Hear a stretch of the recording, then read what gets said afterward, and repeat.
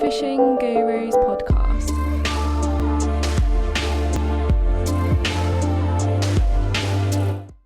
This is what I want to start by asking you, Matt. Do you get stressed? I know you quite well now, and you don't strike me as the kind of individual that has any kind of stress whatsoever.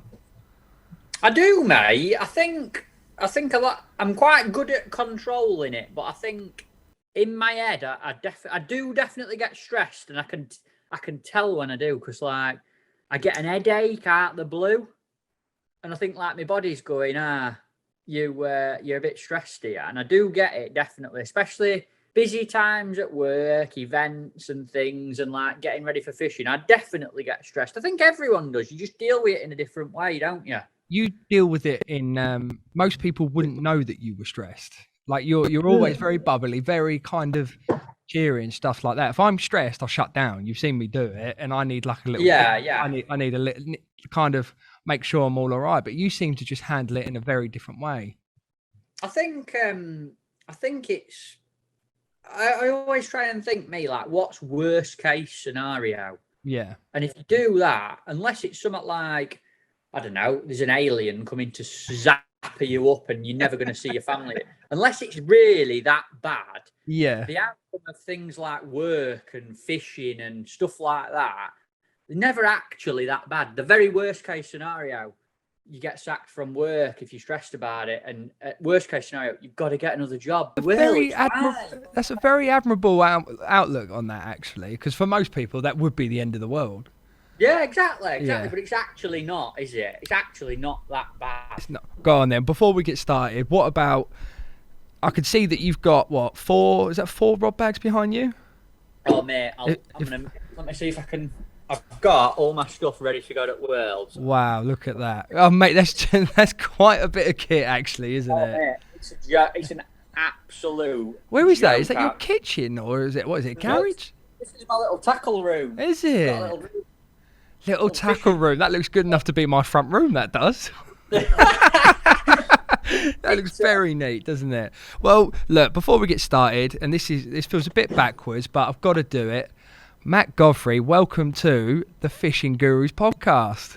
That sounds weird. Is it weird being on the other end of it? That's weird. I love it. I think you should take over. Oh, that's it. Now, this is maybe we can announce it. You're not coming back, are you? No, that's it. Yeah. I'm leaving. Gone. No, I feel I'm very. Really, no, mate, we couldn't replace you. Let's be honest. No, I feel very privileged to be sitting in the seat, mate. And let's tell everyone what we've got planned, because you're off on the international duties. Is that right? I am, mate. Literally, it's 1:45 now in the afternoon. Yeah. It and is. at 1 o'clock, I told you we've got to be done for 1 o'clock because I've got a COVID test in Nottingham at 2:30. Yeah. And that's on my way down to Matt Derry's house, and I'm chucking my stuff in his van. We're driving down to the tunnel tonight, which is Dover, in it, down there. That's it, yeah. And then we've got a 6 o'clock crossing in the morning, and we are bound for Italy. Italy, wow.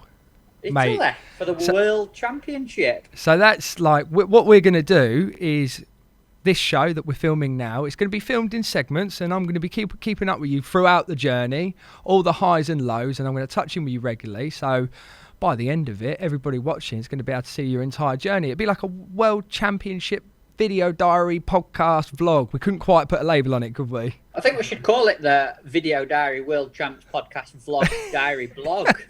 We'll have to get Bobby to do a nice big old logo to fit all them words in.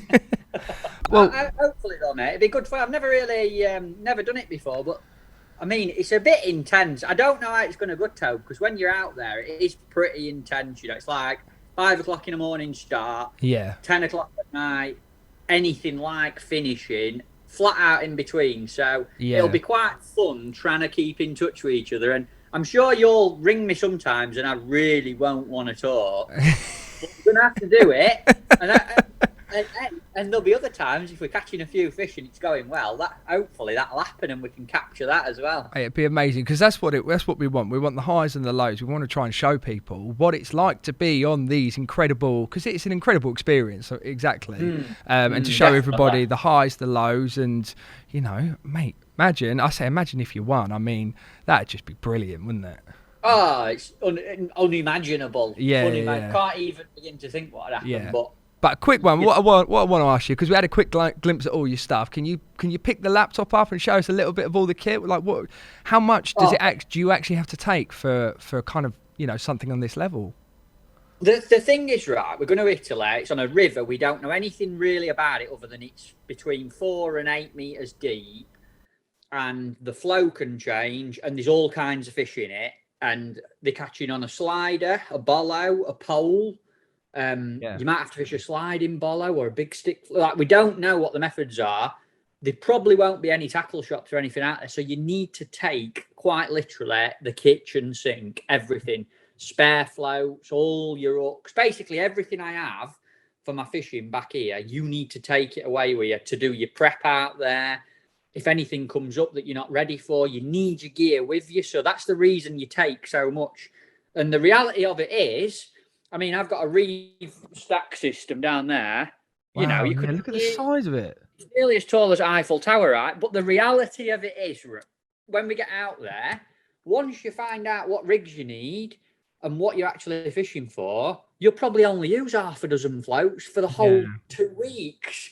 But unless you've got it with you, you can't use it and try it. So it's a kind of a really cover your back, take everything, be prepared for every eventuality. That's what you've got to do. At the end of the day, it's the World Championship. It's not an open match or a club match. This is the pinnacle, isn't it? Even a qualifier, it's cannot leave anything to chance. So that's the reason for taking so much kit. Coming back to stress, because that's got to be quite difficult, because there's almost like an unimaginable level of preparation. It's not you're not picking one or two things and think you have literally, as I can see and everybody else can, you've got everything. So that's got to be, yeah, mate. I rather you than me. I just feel like I've forgotten something, and then that's it. When you're there, it's too late, isn't it? You get used to it, mate. I mean, I've been doing it since I was 14 years old, so it's a bit of a routine. Yeah, and I'm quite lucky because a lot of my fishing in the last, since June, has been on rivers. So my gear's all set up towards that kind of fishing, which has saved me quite a lot of time prepping. But I've still had it's just been bank holiday weekend, and I had all day, Saturday, Sunday and Monday, 7 o'clock in the morning till 8 o'clock at night, locked away in here, tying rigs, tying hooks, sorting it out. So it sounds a lot, but in reality, it's not, and I quite enjoy it as well, mate. It's all part of the experience. It's exactly that. It's part of it, isn't it? What's your missus like when you've got to prep for these kind of tournaments? Is she in there helping you, or does she just leave you alone and just think, I'm not going to go near him?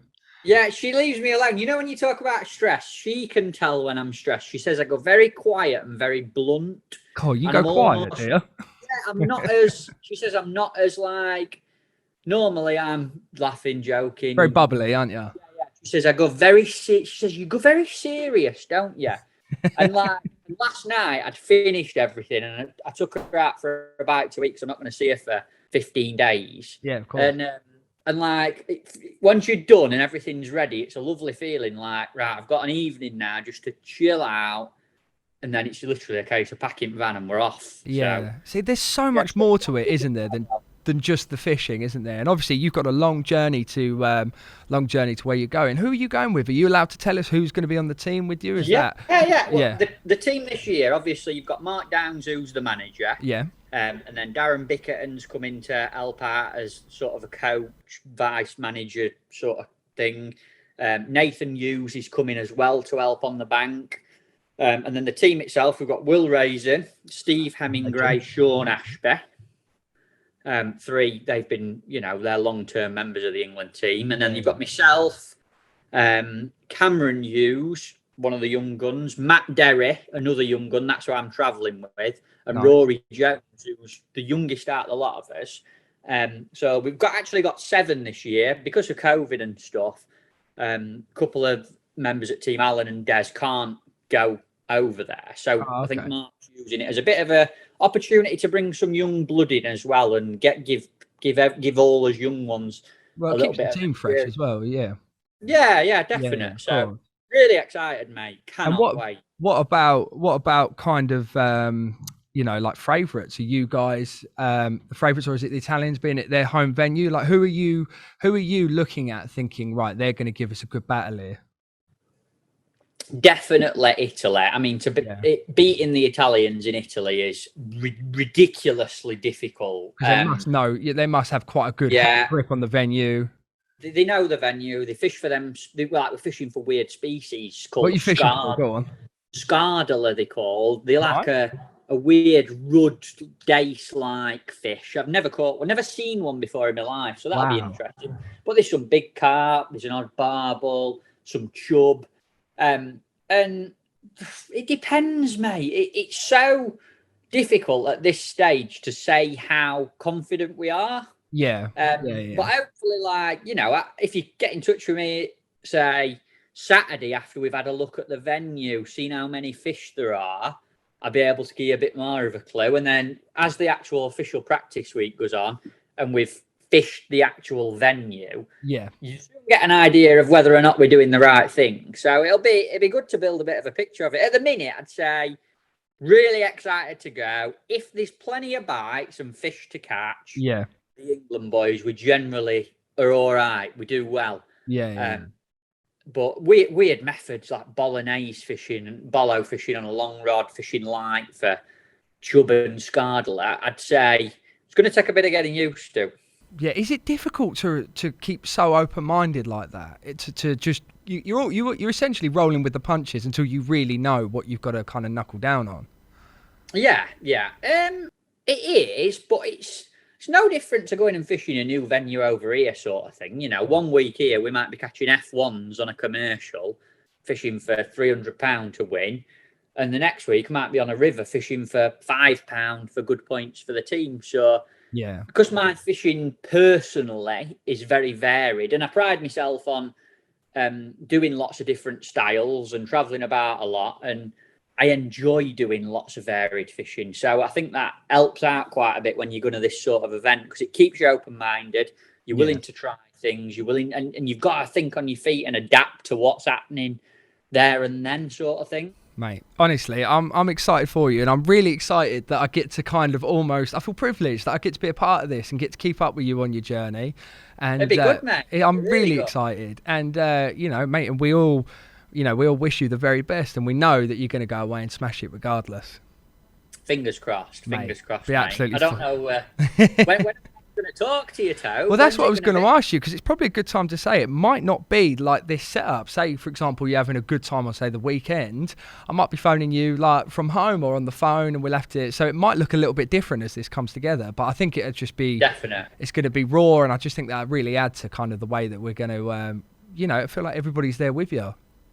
Perfect, mate. Well, I weren't planning on taking my laptop, so can we do everything via phone, do you reckon? Oh, mate, we'll figure it out. Don't worry. I will do my best to make it as easy as possible for you. Don't worry, because you've got a lot going on the other end. I want to thank you for, you're going to give us a brilliant story, mate. I'm really looking forward to it. See what happens, mate. Thanks for having me. I'll catch up with you very soon. Captain. Hopefully, your COVID test comes back negative and you can actually go, because that would mean a very short show, wouldn't it? So, mate, you came back. You see the next bit, I'll have tested negative, which is good. This blog diary will not be happening. The next shot will just be you in bed with a mask, like under the weather, wouldn't it? Yeah, it didn't go well, that. Well, Matt, look, I'm cautious of time. I know you've got to shoot, but thanks again, mate. Best of luck. I hope you have a safe journey, and I look forward to speaking to you again very soon. Cheers, Tobe. See you in a bit, mate. See you, mate. Right, there you go. Now we're recording. So we are on. Well, first of all, I want to excuse me. This is my office. Do you like my pink jazzy wallpaper? Can you see it? Hey, absolutely love it. We're going to go into a tunnel. Wait, I might lose you. This will be quite funny if it does.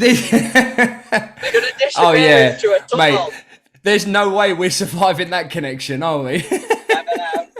Goodbye, daylight. By the way, this is Matt Derry, my travelling partner. I hope. Is he your private driver? Is that what it is? Mate, he is an absolute taxi genius. Have you been sharing the journey?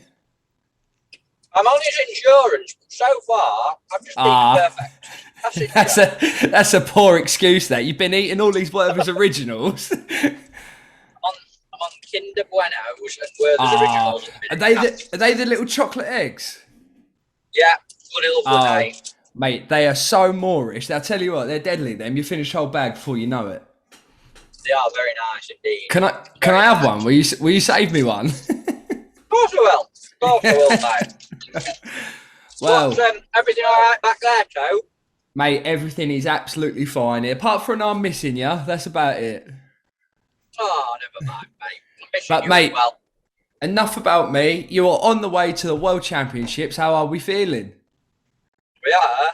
Oh, we see the survived the light at the tunnel. end of the tunnel. Wow. Oh, look at that for a view, mate. Wow. We survived the tunnel. We're all right, mate. We haven't really heard a lot more about it. Obviously, we got together last night with the team and met up. That's obviously one of the team people. And Will has spoke to a few people. We heard some rumours about some big car, like 40. Great big uns. Great big ones. Yeah. £40 potentially, like 15 kilo, 20 kilo Ooh. car. Apparently, they sound really difficult to get out. Like Okay. Jacopo, one of the Italians, he's up 20 in practice and only managed to get one out. Wow. Okay. So So that'd not be easy. exciting. Yeah. But that's got to be mega if you Test the catch old one of them. Peru pole, wouldn't it? Yeah, it would. It would. Have you had many stops yet? I bet you. I've done podcasts with you, mate. I know what your bladder's like. I bet you're driving Matt mad with the amount of loo breaks you've had. I've had to have a loo break, and he wasn't happy about it. Matt, he Like- stops. he likes- he stops likes about to every just 20 get there. minutes. Yeah, a couple. I actually need one now, to be fair, but I didn't ask him. I'm going to hold it in. You're going to hold it. See if you Got do about another few 6. miles. You got about 6 hours to hold it in for. Hear that? He says I've got 6 more hours to go.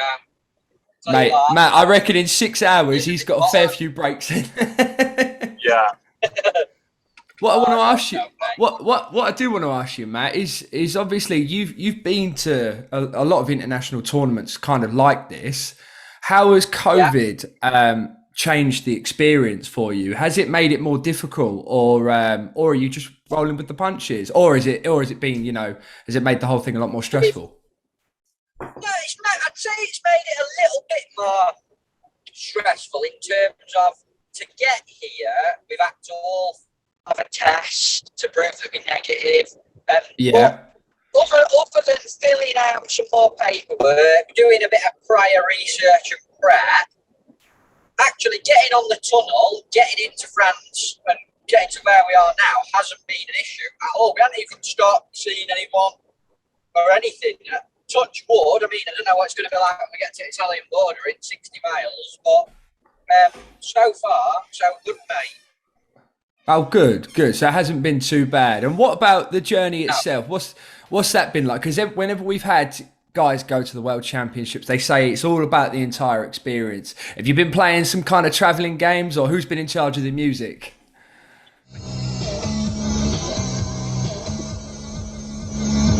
I like the way you move.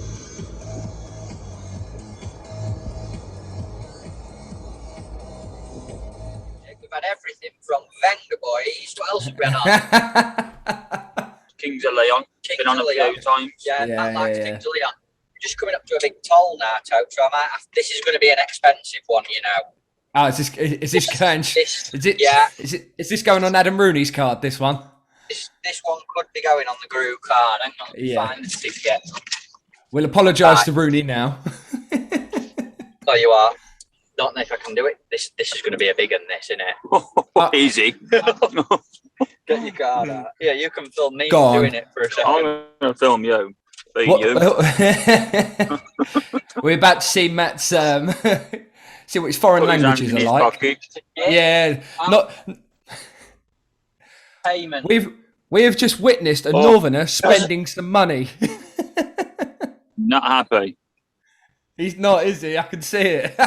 Go on, Matt. How much is it? I don't know how much it is. €49. Whoa! 49 euros. Oh. Never. Oh dear, that's quite dear. That. No. Oh yeah. wounded. Never. The old toll receipts piling up already, Come on, Toad. mate, you can't do too many of them. No, we can't. Flipping heck.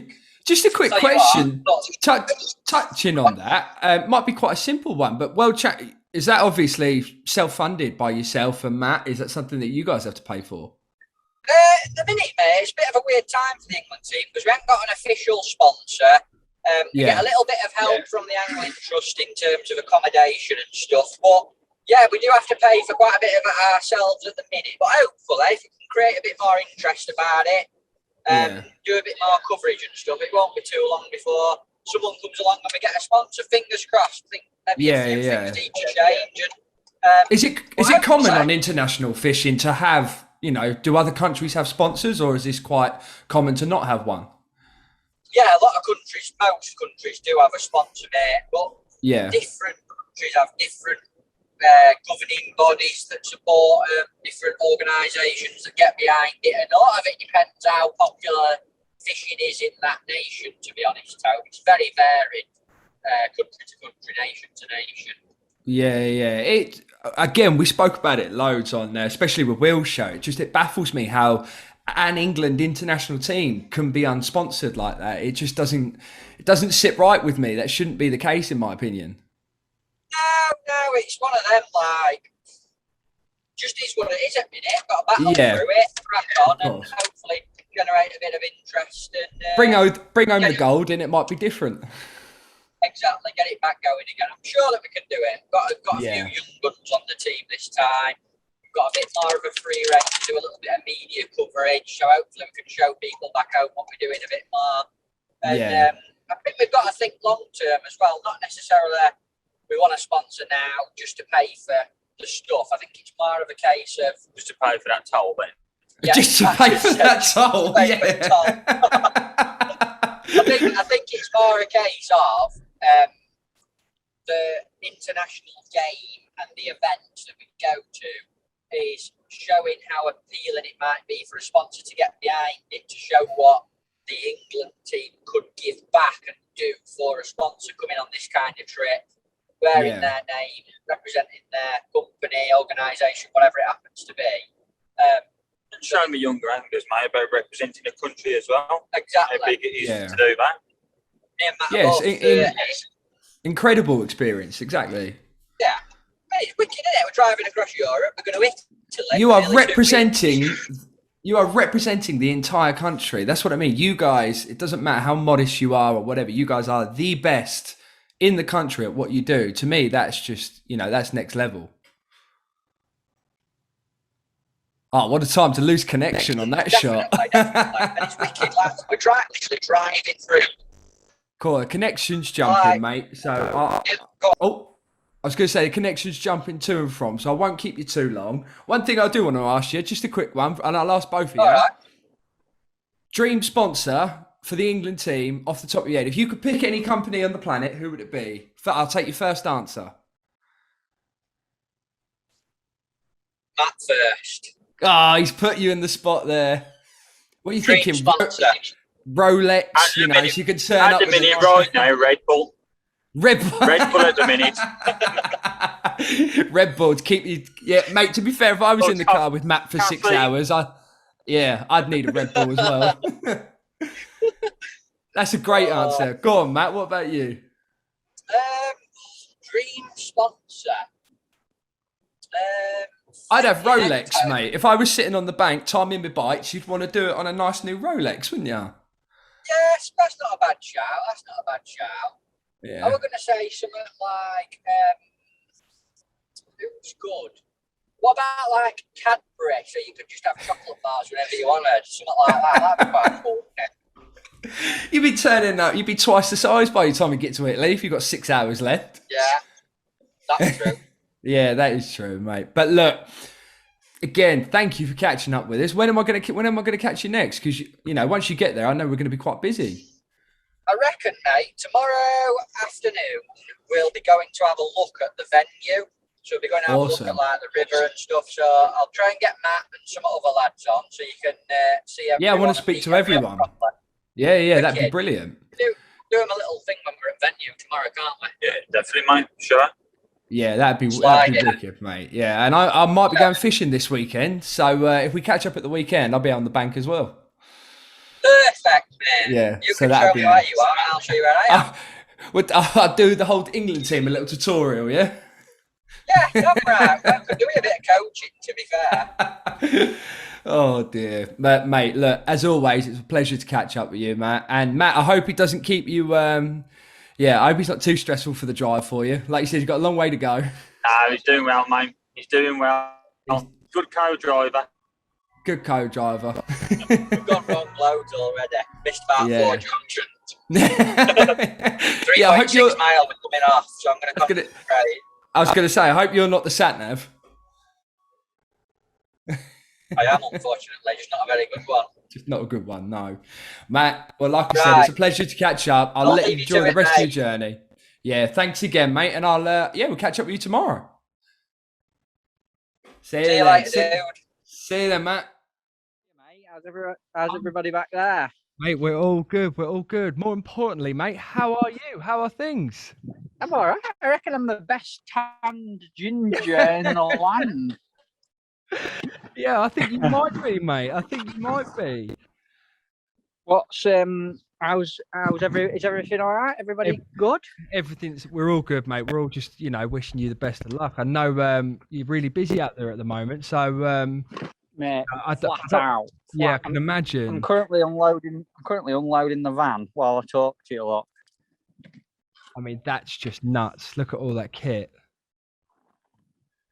Mate, look, I'm aware I've very quickly learned that obviously the world champs is quite, like you said, it's very full on. So so that I'm aware that we haven't got a lot of time, so I'm very grateful for you giving me a phone call because I've missed you. More importantly, content and world champs aside, mate, I've just missed you. I know we've not seen you for ages, have I? No, but mate, last time we spoke, obviously you were on your way. You're quite clearly there now because you're more tanned than I've ever been. What can you tell me? How is it? What's it like? It's good, mate. It's good. I'm going to sit in man for a second. Yeah, go for it. It's very good, but it's also very difficult. The venue's very, very hard. But it's probably what we expected, I'd probably say. Fishing-wise, not a lot of fish being caught. Sort of top weights on the whole match length from some of the best teams have been 4-5 kilo. And we've been catching like anything from a few 100 grams up to we had a 4 kilo today. Sean had 4 kilo. But other than that, not a lot. Fishing for some weird fish called scardula. We don't have them in England and they do feed strange. To be honest, it's Wednesday now and we ain't got much of a clue how to catch them. But we've got another 2 full days fishing and practicing. So that's what we're here for. So hopefully we'll learn more and more. Today's been interesting because there's been more fish on a pole than ever before. So when we practice, we have some people doing one method, some doing another method. And the guys that have been fishing a pole today have caught significantly more than anyone else. So it's been a bit of a moment where we thought, oh, right, maybe it might just go to a little bit more pole fishing.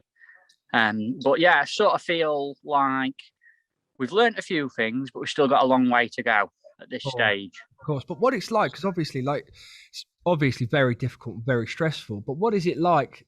Do you have what's that sense of relief like when you start to kind of make some progress with kind of the methods that you're going to be using? That must be a brilliant feeling. We've not got it yet. but you were saying that obviously you're starting to recognise that the pole might be the avenue to go down. Does that take a little bit of the stress off? No, not because we haven't had it strong enough to know that yet. Right. There's still some little fish to catch in the weed. There's fish to catch on a pole. Then there's the bolognese, which is a bit further out, and then a slider past that. And to be honest, I think a lot of it, what we are learning is different parts of the match length, different parts of the river need approaching differently, which really makes sense because if you fished a river in UK, you'd get to your peg, plumb it up, see what the flow we're doing. And I think we need to go down that route a little bit more, maybe, have a plumb up on pole. Is it good for it? If so, get fishing it. Yeah, if not, you're left to fish other things. So I think at the minute we're learning which bits might be good for a pole, which bits might be good for a slider or a bollow. So that's the positives that we're sort of taking out of it, but it's very, very tough, mate. It's red hot. It's like 30 odd degrees all day. But really, we're halfway through. We've got the Is the two most feeling in the important. team? Is the team, is everyone still remaining positive, or is it Really good? Yeah, really good. Practicing really well. So people might not catch a lot, but they might be eliminating things that don't work. So that's sort of a good way to practice. Sometimes not catching a lot in practice gets rid of the bad. You're finding out what doesn't. Yeah, you're finding out what's not going to work, aren't you? Exactly. So just so in case anybody doesn't know, but you've got another couple of days of practice. Then is it next week? Is that when it really all kicks off? Saturday and Sunday is the match, mate. Yeah, Saturday and Sunday this week, and then the weekend, and then that's it. Yeah. Wow, so it really goes quick. Oh, proper quick, mate. Really, like we've been here over a week now, and it seems like we've been here 2 seconds. It's frightening. Yeah. But how are you feeling? Yeah, I want to know how are you feeling with it all? Is the is the event itself? Are you is it exciting to be there, or are you just so caught up in all the work that you can't really? Oh no, it's nice, mate, because obviously we haven't been away for a couple of years because of COVID. So it's really nice to be here, and we know a lot of the other teams and team members and that from other countries. So amazing, it's lovely to be away again. Really, really nice to be away fishing again. Yeah, I've seen your Instagram's had some brilliant pictures on it as well. Yeah, no, mate, I'm really pleased for it. Everybody here is just, I've been talking to Rooney about it today. We're all buzzing for you, mate. And like I said, I'm again thankful you've spared 5 minutes to give me a phone call. Absolute pleasure, mate. Absolute pleasure. I can see. Before I let you go, have I got you for a few more minutes, or do you need to shoot? Because again, no, you're all right, mate. I'm going to show you. So we've just got back from a practice session now, and this is the sort of thing we're up to. This is Steve Hemingway. Oh, Steve, how are you, mate? Adam. This is Lad Who Ado podcast. All right, how are you, mate? You okay? I'm good. How are you? Very well. Good, mate. What are you doing here, Steve? What I'm doing here is changing my elastics to something more suitable for a chub and a Scardola. Oh, very nice, very nice. Everyone gets back and they're like straight on the gear toe. If I come over here, so Sean and Cam are both just tying hooks up just here. Definitely. Full blown operation. Oh yeah. Everyone does something different in practice. Like today we had, like I said before, 3 of the 6 fishing a pole and 3 fishing not a pole. So you get an idea of what works and what doesn't. That's sort of how we go about it, Yeah. So give me a quick rundown of because I really want to show people just how intense this is. I've only briefly been keeping in touch with you, and I'm really wary of bothering you because every time you're in the middle of something. So what's an average day been for you like so far? Take me from as soon as your alarm goes off. Walk me through your day. Give people an insight into what these practice weeks really kind of entail. We get up at like 5:30 in the morning, which is far too early. I normally jump straight in shower to wake up and then come down, and first thing to do, mix your ground bait or sort your bait out for the day. Then have a bit of breakfast, load vans up and stuff. Normally on the match length on the river. What have you been having for breakfast? What's the food like? 3 Weetabix and a banana for me. Standard. We're in this like all the way in Italy. Yeah. House. You still having Yeah. But then get down to match length for like 7:15, 7:30. You're allowed to start setting up for 8:00, and then you start fishing at 10 and you fish through till 2:00. And then 2:00 after 4 hours fishing in the sun, you're just knackered, mate. Like, intense. So we literally straight up bank, have some water and sandwiches and stuff, and then weigh the fish in, have a little talk on the bank, but then try and get packed up pretty quick and back here out of the sun. And then 2 or 3 hours now, prep and doing your gear, change, like you've just seen Steve doing, changing his elastics, Cam and Sean tying up. So you get your gear ready based on what you've learned for the day. And then we have an official team meeting about 6 o'clock. And then it's literally finishing any more tackle you've got off, bit of food, and try and get to bed as early as you can. Try and go to bed for like 9:30. Wow, 10 you must be 10 shattered o'clock by latest. that point, surely.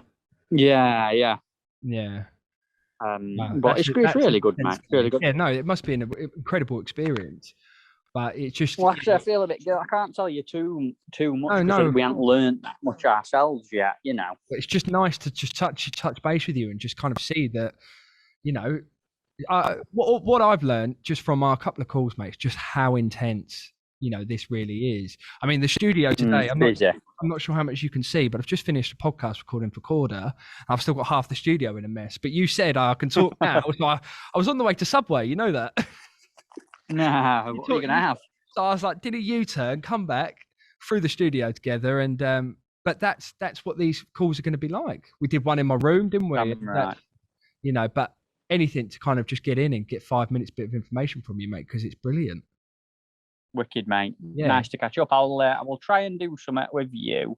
We've got an opening ceremony tomorrow night, so I might try and do something with you there if I can. Yeah, and of course, any spare moments you get to take some separate videos and stuff like that, be brilliant. Send them all over, and we'll show everyone. I've got loads. Yeah. I've got loads of pictures for you, loads of videos, mate. Yeah, so we'll chuck them all over. Yeah. No people. I'm just again privileged to be able to see the entire setup and stuff, and that's why we're doing this, because we want to show everybody just how incredible this is.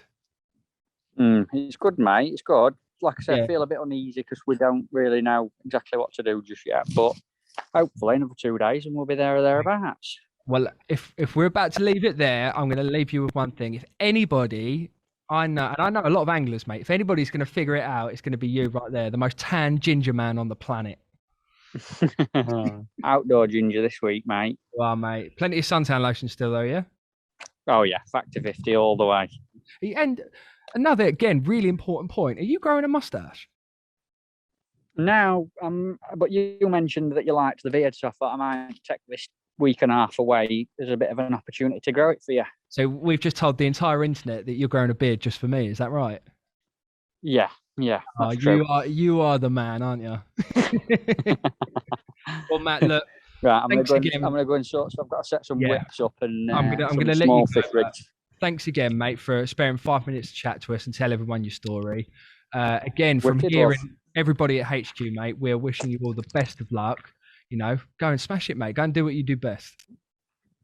Cheers, love. Nice to catch up. I'll see you later. Matt, you are finally back. I'm back, mate. Yeah, and with a tan. Bit of a tan. Go on, show us your tan lines. Well, I got lathered. Do you want to show you my white bits? Yeah, go on, up you get.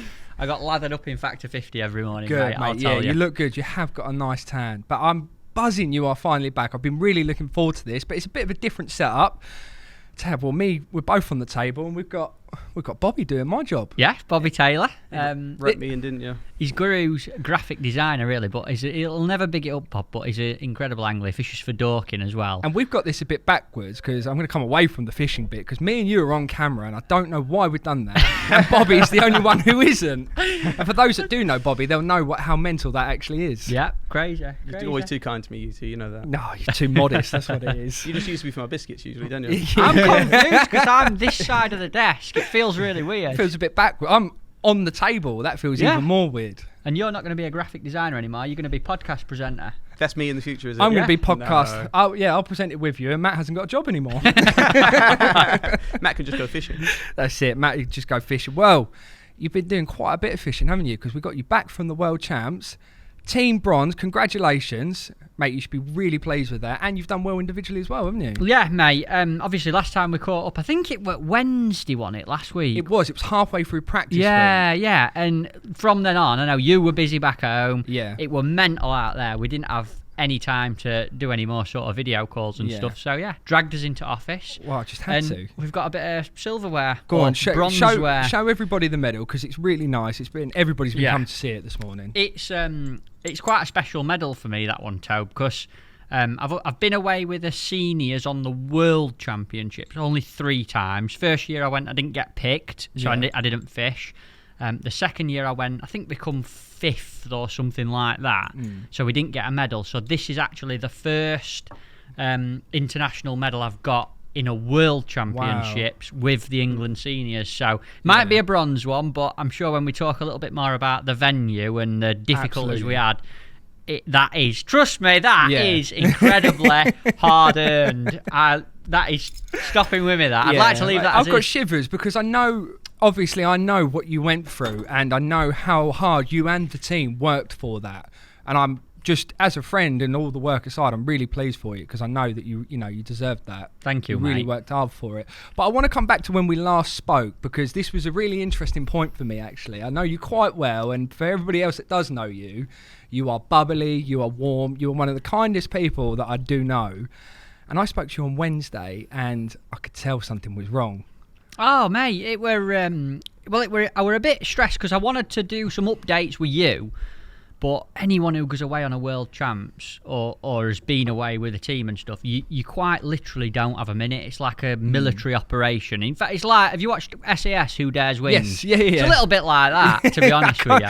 Bobby, can you imagine Matt in the SAS? I'm sure he'd entirely fit in.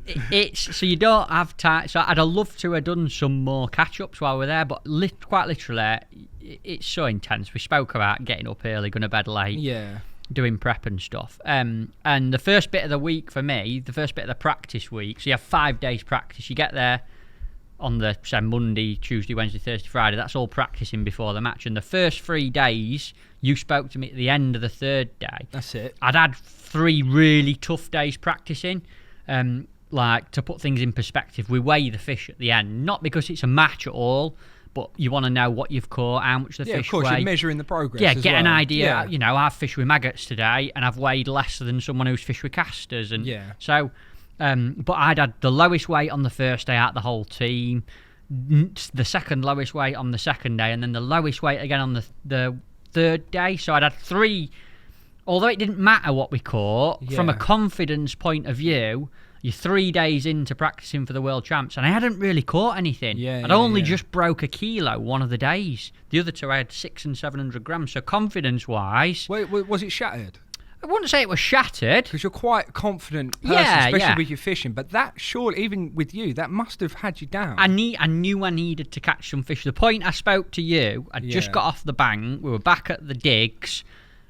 I'd learnt a lot that day, so in my head I thought I need to tie these rigs up, I need to tie these hooks up, I needed to reset a slider rod up because I stood on the end of my rod when I were packing up.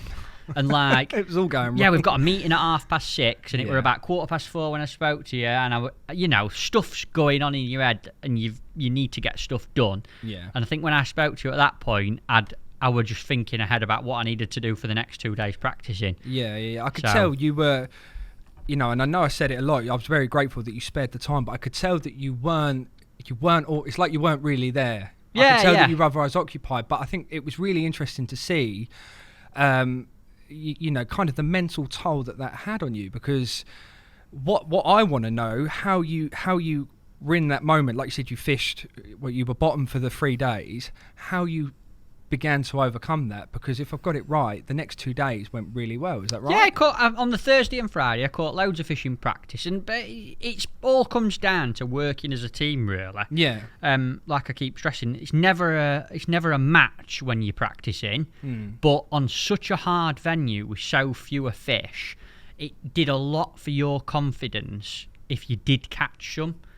An alien species. We were fishing for a fish called a scardula, which we don't even have in England. So how do you prepare for that? You don't. You can't. It's very difficult. The problem we had, Tobe and Bob, to be honest, was when you go on a World Champs, the manager at the start of the week draws out a sequence of draws which you practice on. So you might draw number 6, which will give you 5 boxes in different places along the match length to practice. So first day we're in box 6, say. Next day we're in box 1. The next day we're in 23. And you practice as a 6-man team in different parts of the match length. And I'm not making any excuses, but it was very, very obvious towards the end of the practicing that we had drawn some poor areas to practice in. And that was definitely detrimental to how we could practice, because it's a little bit like if you don't catch the fish, or if you're not sat on the fish, so if there's none in front of you to practice and catch, you don't learn how to catch them. No, of it's course, as if simple as If that. they're not there, what are you going to do? It's only the same as F1 fishing in England. Yeah, Until you've been to a venue where there's potential to catch 300 pound of F1 shallow, you never know how to actually do it. And in a sporting analogy, I suppose it's like saying a professional tennis player. Yeah. They know they need, they learn. We knew that we needed to learn how to catch scardula. Yeah. Right? They were the main species to catch on a lot of it. Yeah. And it's a bit like a tennis player thinking, well, I know I need to play my ball in this position, 2 inches from the line, to beat that competitor. But then when you practice, there's no scardula. It's like when he practices tennis, there's no line to practice against. So you're hitting the ball in. So how... You can't practice. No, you can't, but you can practice going through the motions. So you can practice running your rig. You can practice being accurate with feeding. Yeah, You can okay. practice plumbing up in ridiculously deep flowing water. Yeah. It sounds crazy, but you're still acclimatising. Sat there for 4 hours in 33, 34 degrees heat. You need to be out there doing it. Is it worth saying as well, Matt, that you're all fishing for your place in the team as well? The best anglers in the country are fishing against each other, essentially, for a place. Kind of. It was done a little bit differently this year, Bob. Yeah. So Mark Downs sort of picked a core of the team. So he sort of picked 4 anglers, and he took a few younger ones. I see that, yeah. So the younger ones did fish out for That's not... Is the that... places. Sorry, is that usually done? No, okay. often, and in the past, Yeah. anglers have had to fish against each other a little bit more Okay. for the place. It doesn't all come down to what you catch, because the managers are so experienced. They can obviously see they might not be catching a lot, but I can see he knows what he's doing Yeah, on this style of fishing, because you still need to try things. The beauty about picking a few anglers that are definitely going to fish is you can go into practice and not worry about not catching. So you haven't, in a difficult venue like that, you haven't got something else to worry about. Exactly that. Yeah, that's exactly not, that. yeah. Which is great, because in a meeting, if you were fishing for your place as such, the manager might say, right, who wants to try feeding just soil tomorrow? And if deep down you know it's not right, Everybody's going to go, you- nope. no. But actually, Yeah. it might be the one thing that you practice and it works and it wins you the world champ. So someone's got to do it. Yeah. Whereas if you know who's already fishing, I'd happily go, listen, I'll happily put Yeah. soil into it. I don't feel like it's right, lads, but Happily give I'll it a try go. it. So the way that we That's practice a nice this time, team dynamic as Yeah. well, because what I really like as well is bringing younger anglers into it as well. So Yeah. you're trying, and even if they might not be fishing, the experience that they must be getting from just being there must be, well, that's just invaluable, isn't it? you can't. You hear the more experienced guys talk about it a Yeah. lot, and I've seen it firsthand so many times. Not just in fishing, but in work and in life in general. Yeah. Experience speaks for so much, and people like Will Raisin and Sean Ashby and Steve Hemingway, the older ones in the team, you can just see it oozing out of them when they fish. They've Yeah. fished that kind of venue before. They used to using things like sticky mag and fishing a bollo and fishing these big, deep continental rivers. That no amount of tackle or prep can give you as much reward as experience can on that kind of thing. Yeah. No, that seems, these younger guys must be like almost a sponge. So when they come away, and then hopefully in the next few years, they might be coming into regular kind of members of the team. I'd like to think so, mate. Obviously this year, they were Will Raisin, Sean Ashby, Steve Hemingway, myself, but I still consider myself very, very young, naive, and inexperienced. Not that old, are you? Compared to the 3 names I mentioned first, though. I can't even scratch the surface of the experience and knowledge them guys have got. But then obviously there were Cameron Hughes, Matt Derry, and Rory Jones who all came out, which was fantastic. That's 3, and myself as well. I put myself in with them young ones. 4 of us, all low 30s and younger, going, seeing, experiencing, gaining experience at that kind of fishing, which was a lovely dynamic to the team. Yeah, that it mix, sounds that like mix it. of experience and youth, coming together. It were wicked. Yeah, and while we're on the topic of the team, what was the camaraderie like in, because you guys you're together all the time, you're prepping together, Yeah. and eating, sleeping, and all that. And when someone like yourself is having a really tough time, to come to Wednesday night, do they rally together, and do you try and tear it apart? Because it's how many people are in the team? Was it 8? So there were 7 of us, 7 anglers. 7 brains is 5 better to than fish. 1, isn't it? Yeah, definitely. That's what I'm saying. So do you all club together and just like, right, let's we figure it out as a team? Yeah, you do. I felt this year we were very, very close, and I think what helped is we all stayed in a farmhouse together. What was that like? It sounds crazy, this, right? But Darren and Mark and everyone had booked this place. It was lovely. It was literally where we were staying, just outside Lake Garda. It looked lovely on the video. But it was at a house, and it were a bit weird, to be honest. What was that? When we walked in, there were loads of stuffed animals. So there's like cabinets. I were a bit scared, right? And I had to share a double bed with Matt Derry for the week because there weren't enough beds for us. So me and Matt shared a double bed together. He's a big lad. Right, he is a big lad. Yeah. And he ain't into touchy-feely things. You know what I mean? And then you've got Matt in bed with you. Yeah. I don't mind a prod and a giggle, me. But so this first night we've got into this like house thing. Yeah. I've got a shared double bed with Matt, but there's all these stuffed animals and weird stuff, and we had a bit of a laugh and a giggle with them, as you'll probably see from some little videos I got. But the first night, I woke up in the middle of the night and I thought, I really need a pee. Like, I really do need a wee. But it's pitch black, and I'm in this weird brick farmhouse with loads of dead animals, and I thought, I can't go to the toilet on my own. And I seriously thought about nudging Matt and like, do you need a wee, mate? Do you want to come with me? I swear to God, I'm not even lying. Brilliant. But I like that. But the fact that we were all together, believe it or not, it were a bit of a nightmare at first because we had one toilet, one bathroom between 7 of us. Yeah. And when you're eating pasta and pizza for X amount of days, honestly, I bet by the middle of the week, not pleasant. it was a bit like we soon got really used to it, and it were a laugh and a joke. Everyone, someone were brushing the teeth while someone were having a shower while other one were getting rid of last night's tea. That's what it was like. That's team camaraderie. It sounds crazy, but it definitely gelled us really well. Yeah, and at first, I was like, "This is no good. We need to book an hotel somewhere." And then after like a couple of days, I thought it's actually quite good fun. And that's nice. It gelled us, and I think that Mark and the management probably quite clever doing it that way. And I think going forward, if you can all stay together like when you get back from fishing, you're all together doing your kit, borrowing stuff off each other. You're not stuck in your own At the end of the day, rooms. you're a team, and that's all part of it. And that chemistry and camaraderie will really, I think that's a bigger factor than people probably give it credit for. It makes you quite strong as a group because when you do bad, or when things aren't going to plan, it definitely makes you a bit narky and a bit snappy. And when you're tired and hungry and a bit dehydrated, and then it's not quite gone to plan, I'm sure I'm a bit down or a bit snappy or could say the wrong thing. But when you're all together, you can't let that affect anything, sort of thing. Yeah. Do you know what I mean? You learn to think, he's feeling a bit, I'll just give him a bit of time.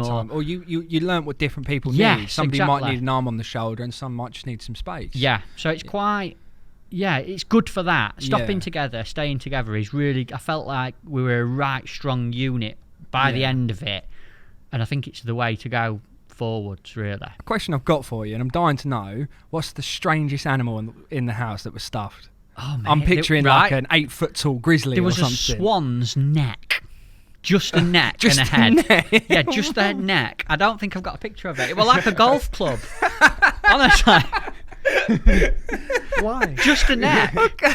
And then we had a tortoise. Yeah. We put that in Cam's bed one night.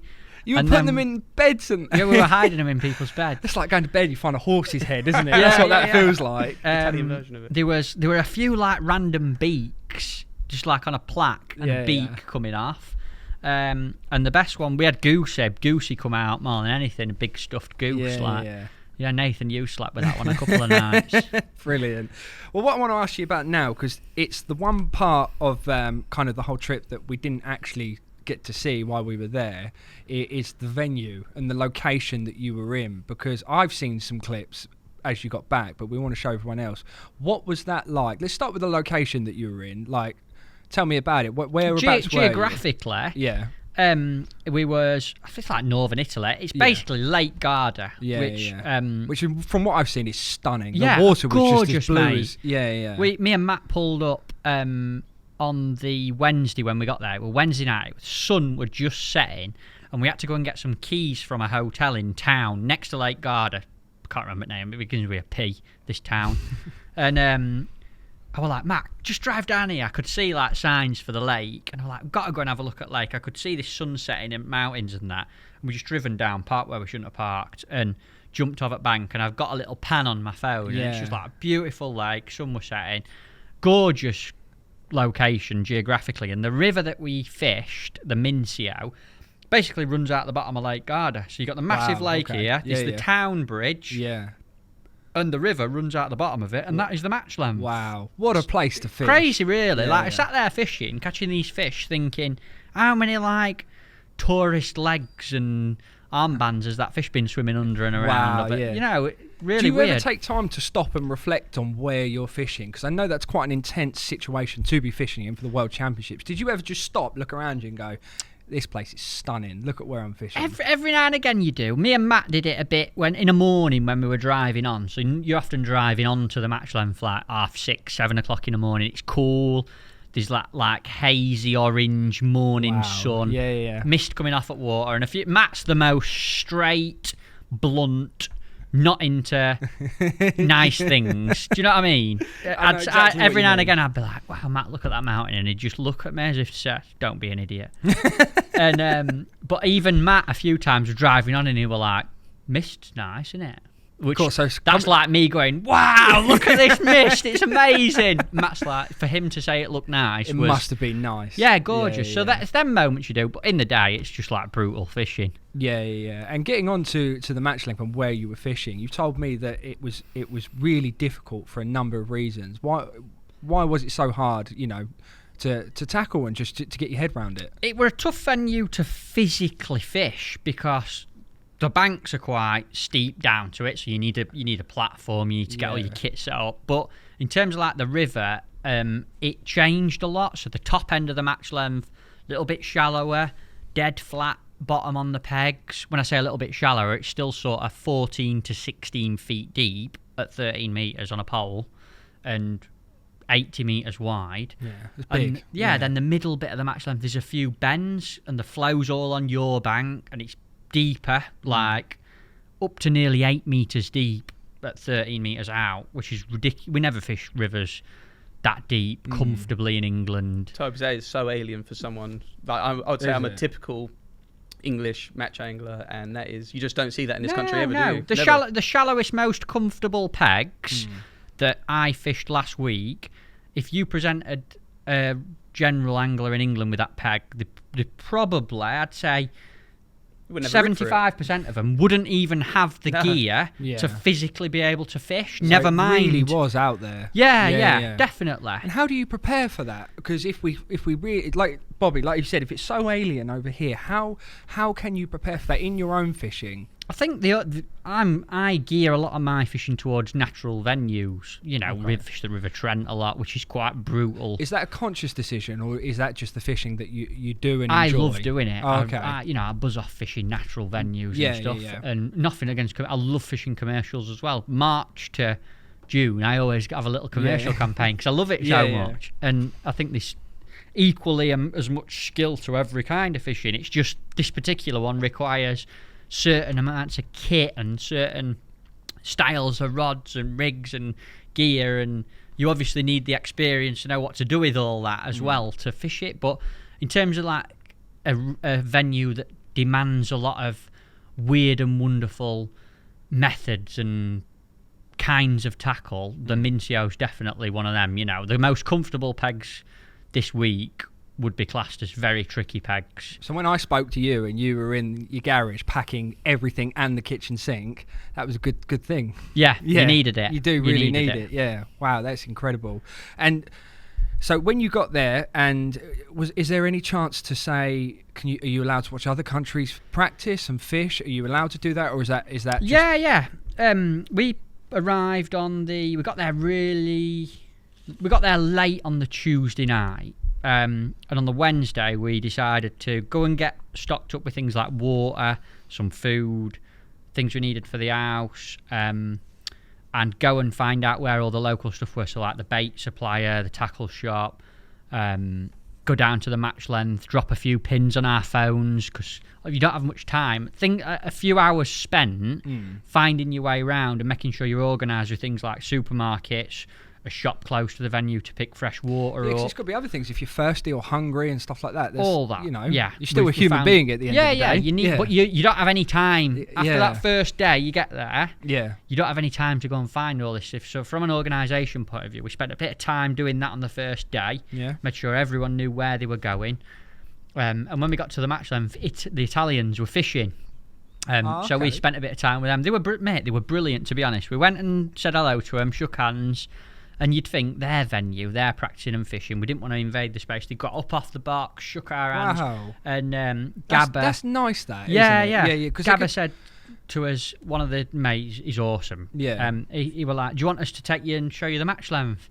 And they jumped in their van and they took us Wow. down the whole match length. Like, this is where the deeper pegs are. You sometimes catch a few more chubbier. This bit's not so good. This is A section. And they took us all up and down the match length and showed us and told us about it. How amazing is that? were I think brilliant. that's brilliant because they could quite easily have been the total polar opposite, and you almost not have blamed them, but you'd have understood, I'm sure. But the fact that that's incredibly welcoming by them, Yeah, isn't yeah. it? Especially as a host nation as well. I think that's brilliant. Yeah, definite. And coming from, you know, it would be really nice to see other sports be like that as well. 100%, Yeah, mate, yeah. I know 100%. Will spoke about it in his previous times as well. He had similar experiences, so that's really nice to hear. After we fished on the Thursday, we went up to get some bait off one of the Italians or something. And myself and Will went in his van. I went to give him an hand to carry some gravel or something. And Jacopo got up off his box, one of the Italians, and come in. He says, "How was the fishing?" And we said, "Oh, it was very, very difficult." He says, "Yes, but do you enjoy it? Did you enjoy the day? Was the fishing?" And like they just cared. That Yeah.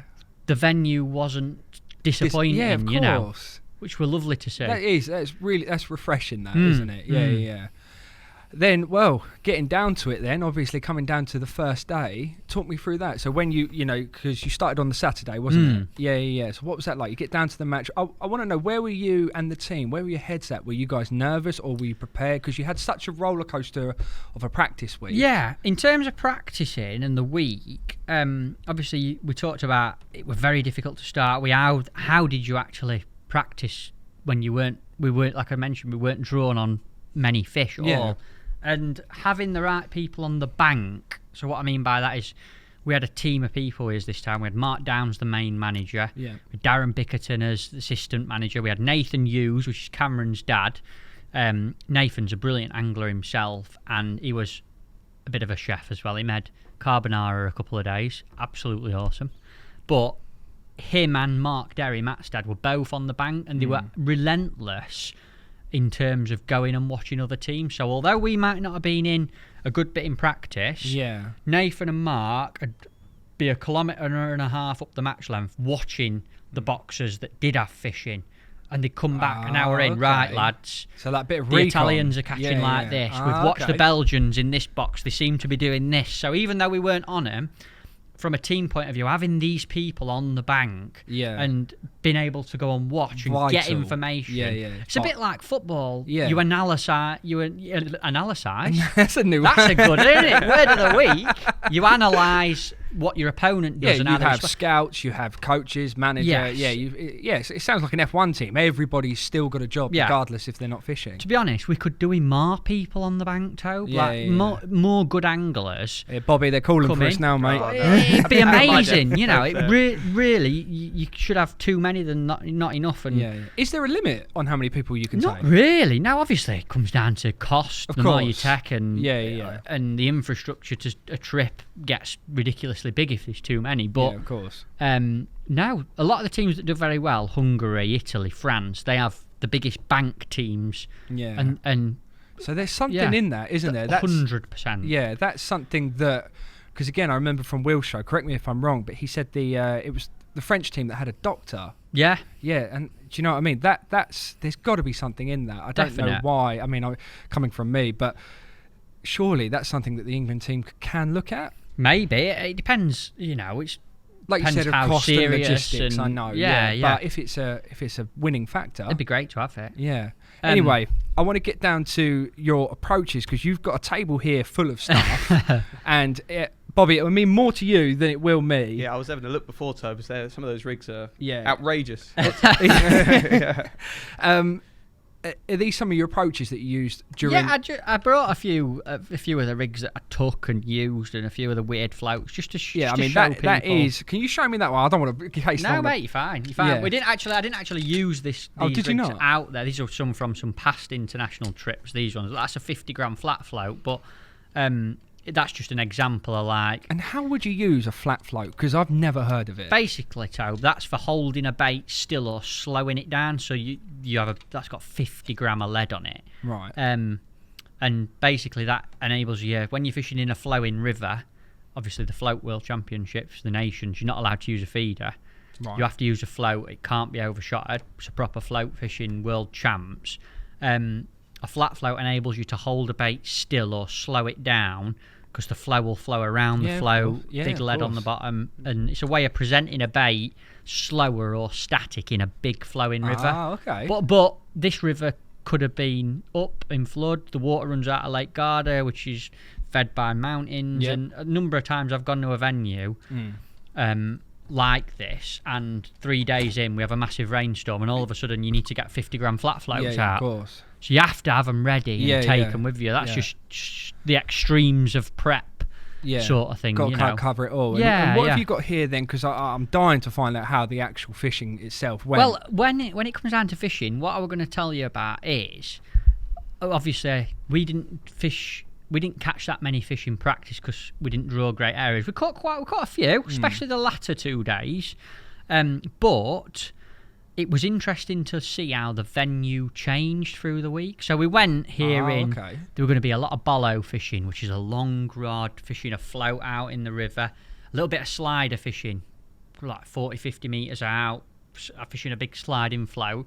And as the week progressed and went on, the fish came closer and closer in onto a pole line. Yeah, And okay. more and more teams were catching on the pole, including ourselves. And from information our bank men were feeding us, it were like, there's a lot of fish on a pole here. We're going to Yeah. need to base our match around fishing a pole. But we only really learnt that late Thursday and the Friday So session. it's quite late. Yeah, it's Yeah. quite late in the time to. And it to- were yeah. amazing to see, like, first couple of days of practice, we're all fishing bollows and sliders. Never even, some of us didn't even set poles up the first Yeah. few days. And then come the match day, I never picked anything up other than a pole and a whip. Wow. So to me, that says. I'm not an experienced angler, but that says you need to be prepared to be kind of fluid with your approach. Definitely. Yeah, because you've got a venue that's. Well, I remember you telling me off camera, but you had some parts were fishing. You needed one method, and then you'd have to quickly change to another. So you really have got to have it all. Yeah, Yeah, definite. But as it turned out, in terms of tactics for the team, we sort of decided on an approach. The main species to guarantee a few bites were these scardula, which are like a weird fish. They're like a roach with a rud's mouth. Oh, and right, they've got a bit of okay. dace in them as well, like a very scatty fish Yeah, with an upturned mouth. And how big were they? Up to like, I don't know, 6 ounce. 6 ounce was a big one. Oh, okay. 6 ounce was a big one. Yeah, Most of yeah. them were like 2-3 ounce fish. Little Yeah. chunky fish, but bearing in mind 1.5 kilos to 2.5 kilos was a really good weight. Wow. So you're only fishing for 20 to 40 fish really of these That's scardula. Yeah. So that to me doesn't sound like actually a lot, but No, in no. in context of your match, it was loads. Yeah. Wow. Very tricky. But fishing for them on a pole with an odd bonus fish, and your bonus fish tended to be chub. Yeah. Again, mixed sizes out from 10 ounce up to 3-4 pound chub, but very few and far between. And What about? I remember when we were talking beforehand when you run, you heard some rumours that there were some carp in there. Was that correct? Yeah. Yeah. What did that ever materialise? we hooked quite a few. Oh, you did? All teams hooked quite a few. Wow. Very few teams got any of them out. I think they were just massive tobe. Yeah. I've got a video. I'll probably be able to put it on screen at some point. But Cameron Hughes hooked one in practice, and you just get rinsed by them Just every gone. time. I imagine yeah, they just hit the current and that's it. They just yeah. disappear. People were striking, and Yeah. they're like stuck on bottom. Yeah. Stuck Just like this, and then all of a sudden it'd be like, oh no, it's You're like, moving. "Oh, no." I've got the plug.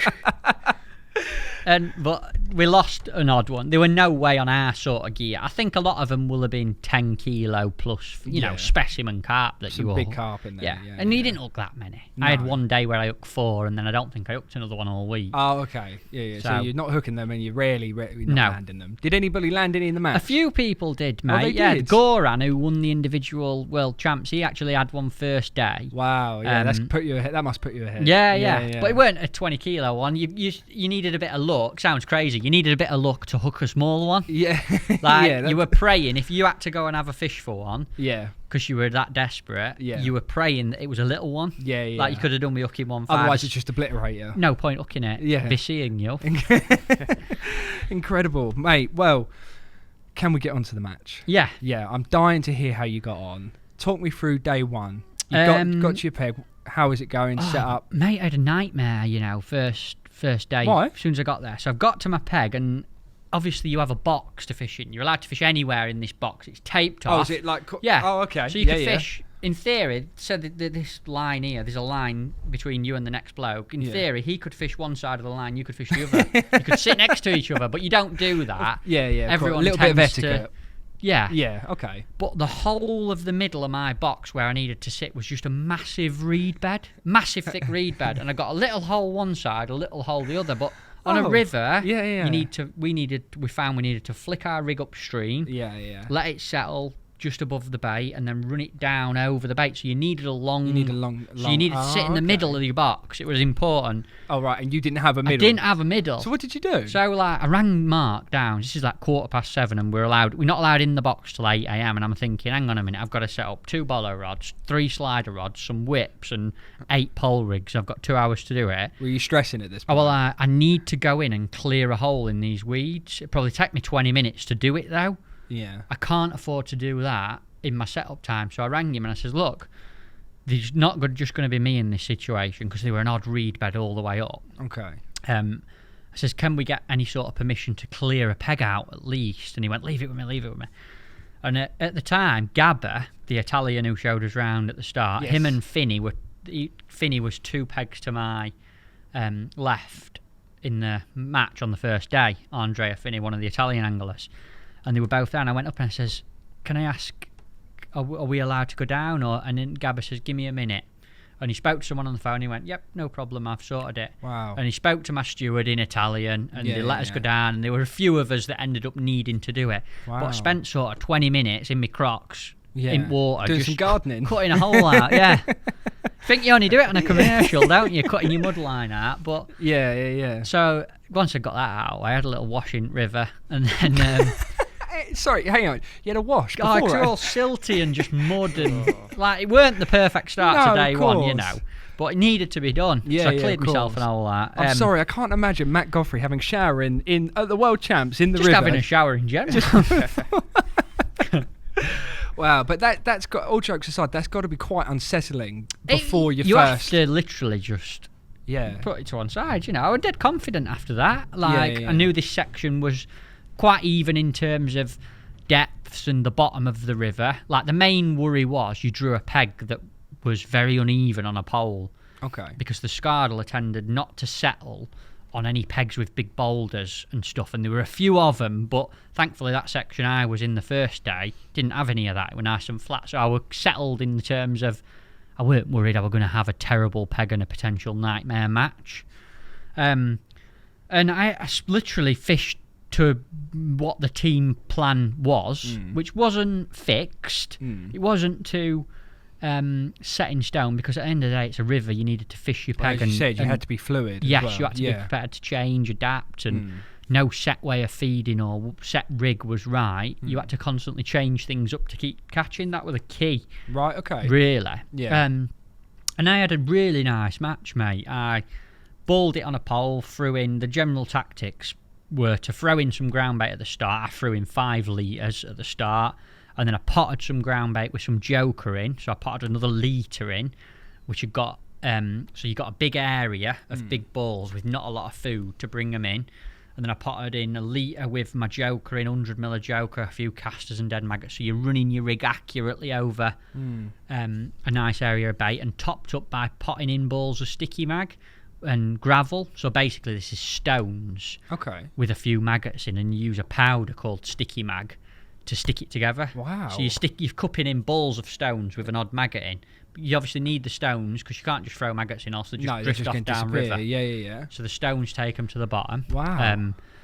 Again, don't even want to start talking about sticky mag. That's a whole new. That's a whole different. Yeah, we're going to run out of time if we get into that. Yeah, we had to. Yeah, because I'm dying to ask you about it, but I know one of the big things in practice, we're learning how to make the sticky mag right, because you need it to be rock hard. You need to be able to squeeze it hard. Yeah. But go in the water, get near the bottom, and break up immediately to release your maggots. Yeah. And it was very difficult to do. It took quite a bit of working out. We had a bit of a help off a few locals showing us how to do it and stuff. Yeah. Mark Downs did a good job. He sort of found out how to do it properly for us, which were one of the biggest. I wish I'd have known what I learned about sticky mag on this trip.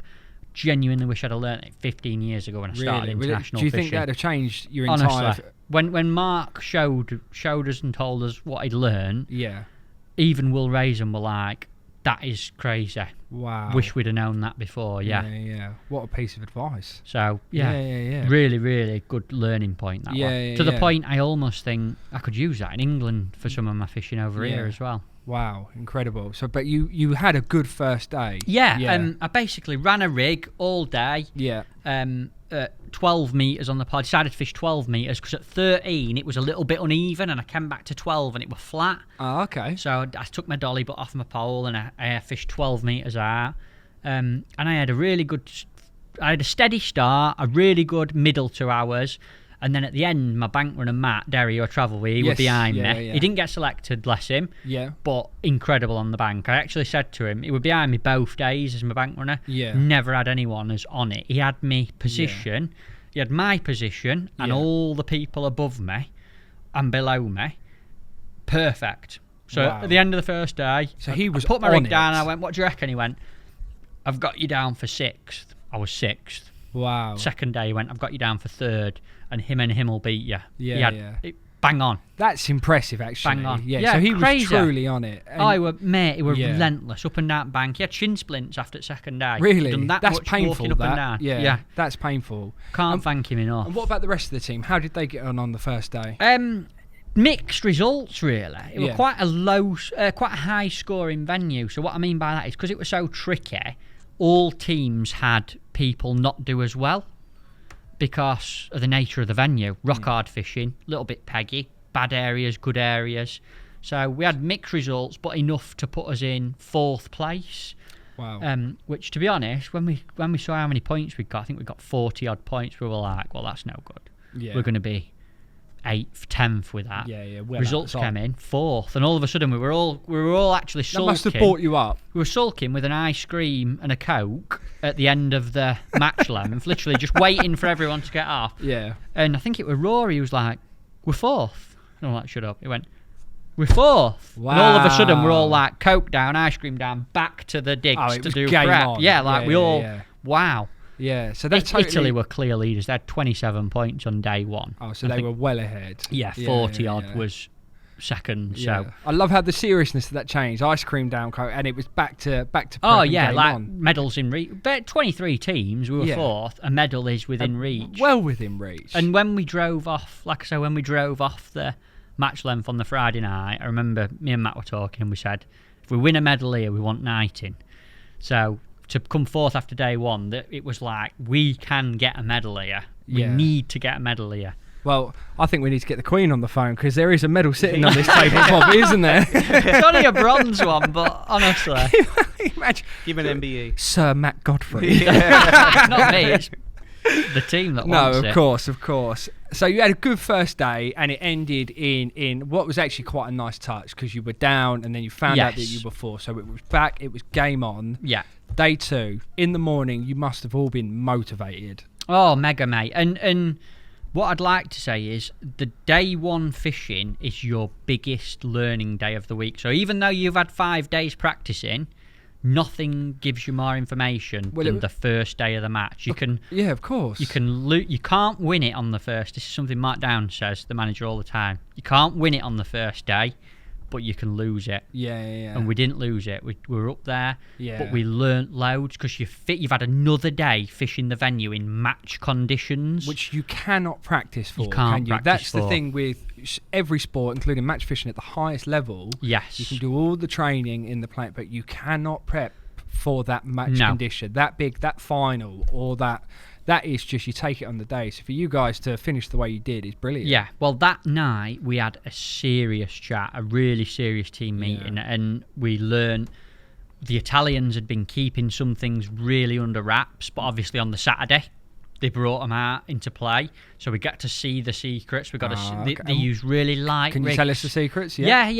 Go on. They used a really light float. So the smallest float we'd used all week were 2 gram.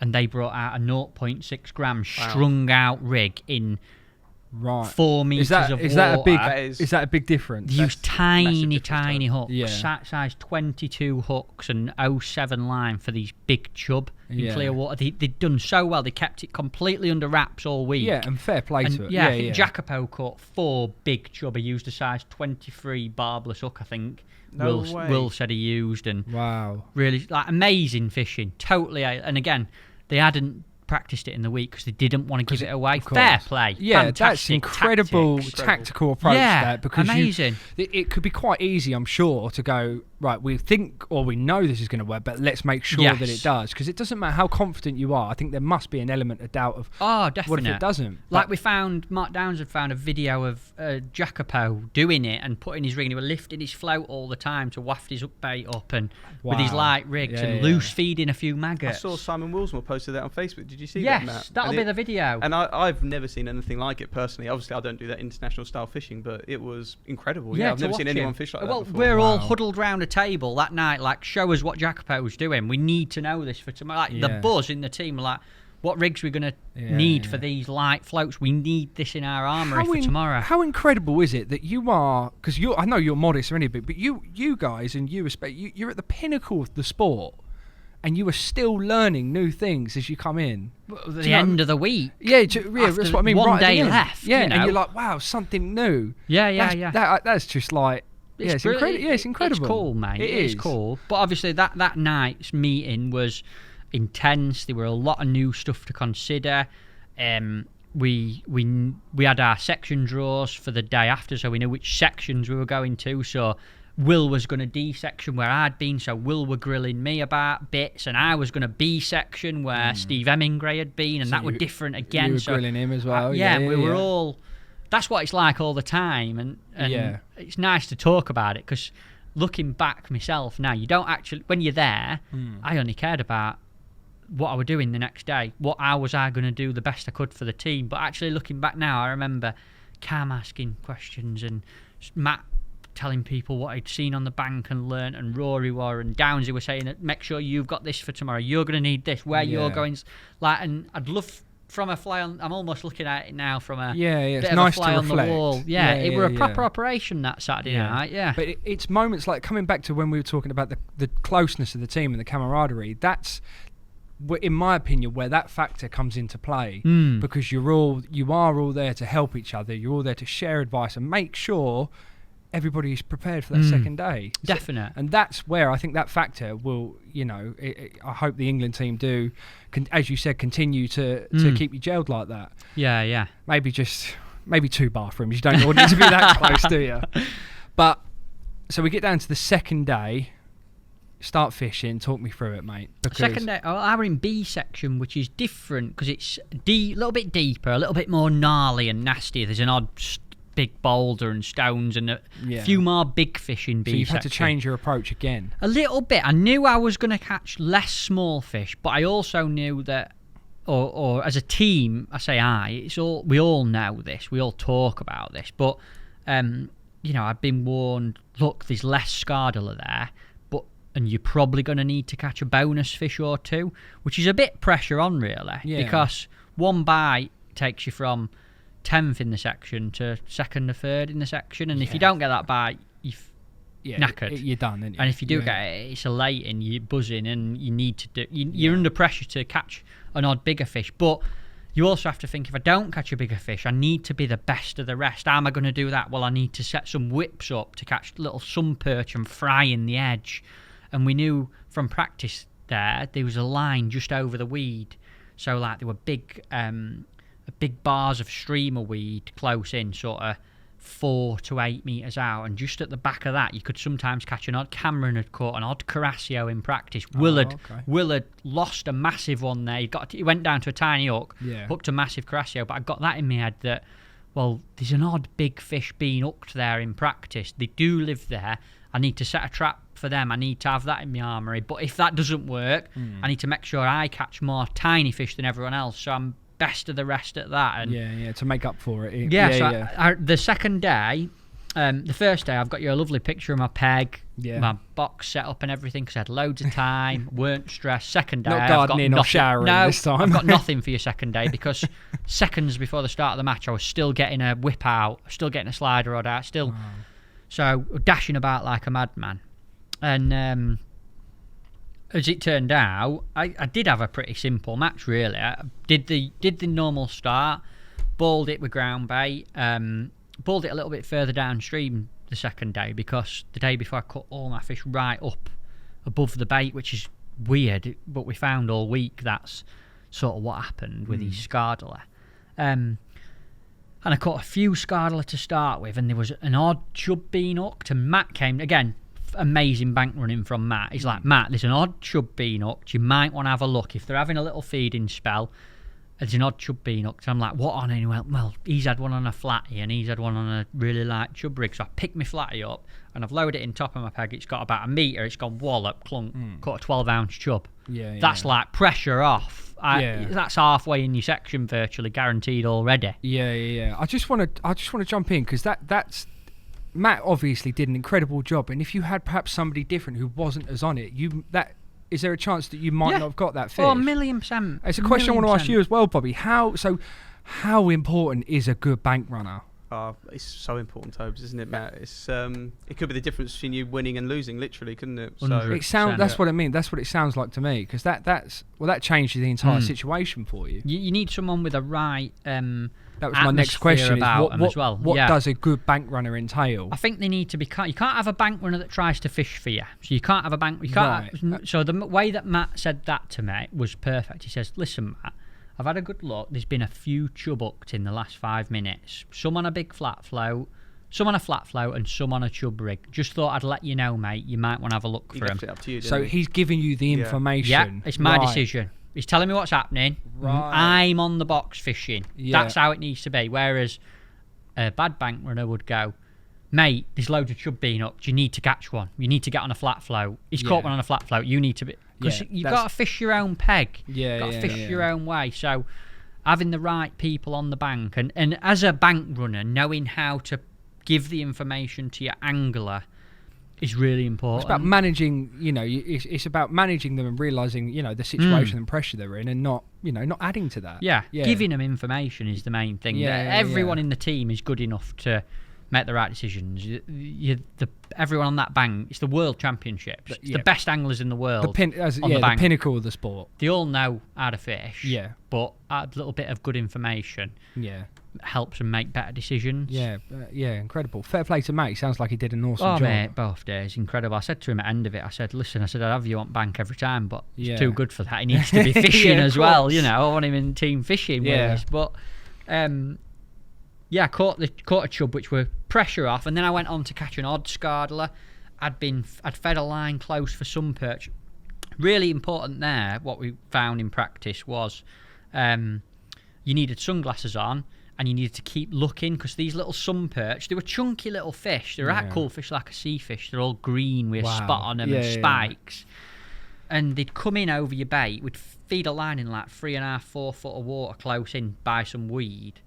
And you'd see an odd one come in. And if they came in, you literally had to put down everything you were doing and try and catch the ones that were there. And I had a few little spells of doing that. I caught a little Carasio on it. And my steward behind me must have thought, what is he doing? Because I'd be running a rig through, and all of a sudden I'd literally just ship him, put it down, and pick this little whip up, and I'd be like, with my sunglasses on, looking, lowering it in.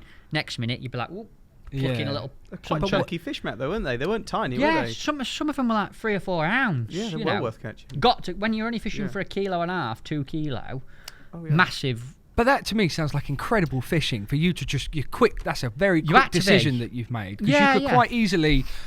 No, I'm not going to try that this time. And you need to watch for when they were there. That was the important thing. You know, don't waste any time when they're not there. But if you see one, catch it. Yeah.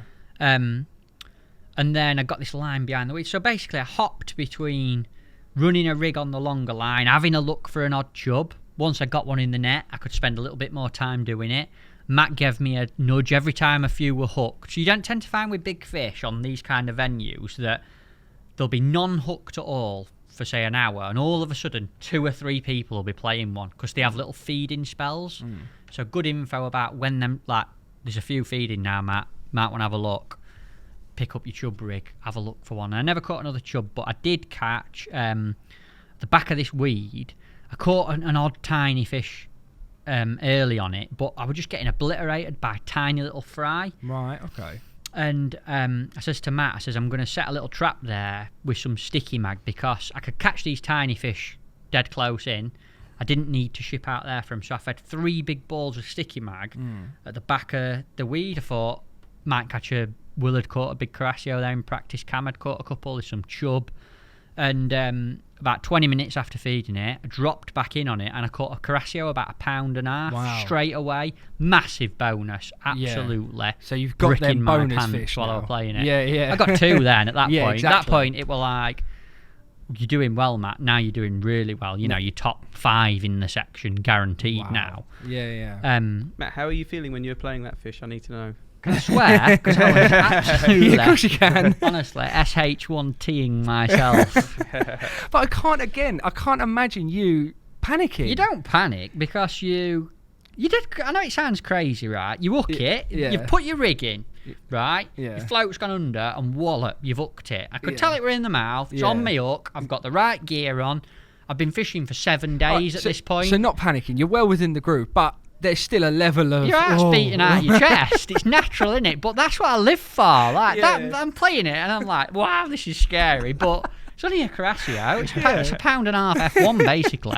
But it's the most important fish in the universe. At that moment, when you play it. Of course it is. And it tried to get under some weed in the edge. But you just...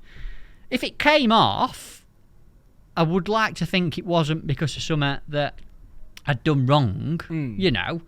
Whereas... I don't know. If it had come off, I'd have said, well, I hooked it. I did everything I could, but it came off. But sometimes it just happens. Tell you what, it's a relief. You know when you do net it and it goes over the net and you think, that's in my landing net, it's going in my keep net, curtains. Do you do a little dance or anything like that? Or is it just a sigh of relief? Don't do that. No. No, put it in the net as fast as you can. Get on. Yeah.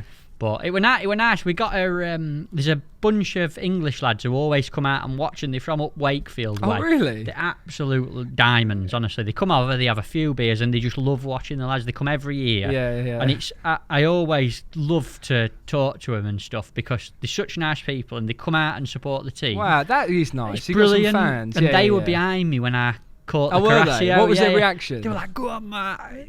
Yeah, I were really pleased they were there. I might, and I'm sorry if I am wrong, but I've got this image, Bobby, of these 4 blokes with their bellies out and Matt on each belly, MAT like that, and cheering. England flags on their faces. That's it, yeah. They all wear a Guru t-shirt. Do they? I sent them all a t-shirt to wear, yeah. Oh, brilliant. That's a good shout out for them, isn't it? Yeah, they are, honestly. They're awesome, mate. Yeah, absolutely awesome. But, yeah, so I got that, and that were like a bone. And then it were like a case of just catch whatever you can to top your weight up now. You're going to be top 5. Yeah, you've had those bonus fish that you were after, so now it's just do what you do. Yeah, kept putting an odd fish in the net, mate. That were it. Kept having a look for a chub. Ended up coming 3rd in the section.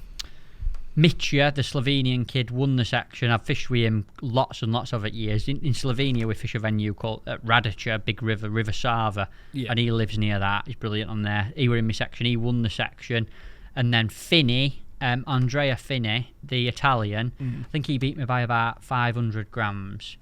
It was good because he were in my section the first day as well, and I beat him. He was two Oh, was pegs he? away, and then the second day he beat me. Gave it back to you. Yeah, big Oh, good time. on him. He caught some chub fishing that really light rig I'm talking about. Yeah. Great to see. Yeah. And I ended up third in the 23 peg section. And Goran, the Serbian who won it individually, he was also in my section the second day. I've got a little story about this. Go on then. Goran is what we call a ligger.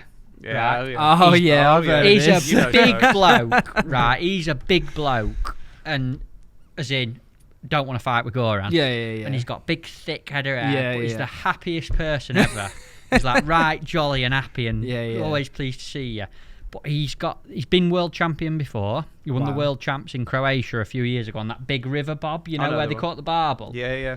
Very fast river. that one, Yeah, isn't it? and he's renowned for catching big fish, like an odd gret big un. And first day he drew downstream this year. First day he drew downstream MPEG A1, and he caught a carp and two big chub on bollow. And Will had said to me that night, he went, I looked down and thought, oh, he's got another chub on there. Yeah. Next minute, he's like folding a 12-pound River Common into so he got this bollow rod that were like a snooker cue. Yeah. No. And anyway, about an hour to go, Yeah. Goran's 2 or 3 pegs to my right, and he's got 6 little fish in his net. Nothing. Bearing in mind, he won the match on the first day. Got 6 little, and I heard him say, jokingly, he turned around and he says, please give me an Italian fish of probably 3 kilos. That will do me. And like 2 minutes later, he's like this. Yeah. Oh, He's got one on. Yeah. I'm like, never, Wow, what a ever, machine. What a bloke. And Oh, what a legend. every now and again throughout the day, Yeah. you heard this woof, Yeah. like a whoosh, and it were him striking.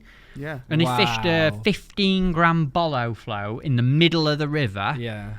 where no one else fished. Very right out in the very middle of the liggy. river. A size 12 hook, Yeah. 020 with this snooker cue of a bollow rod.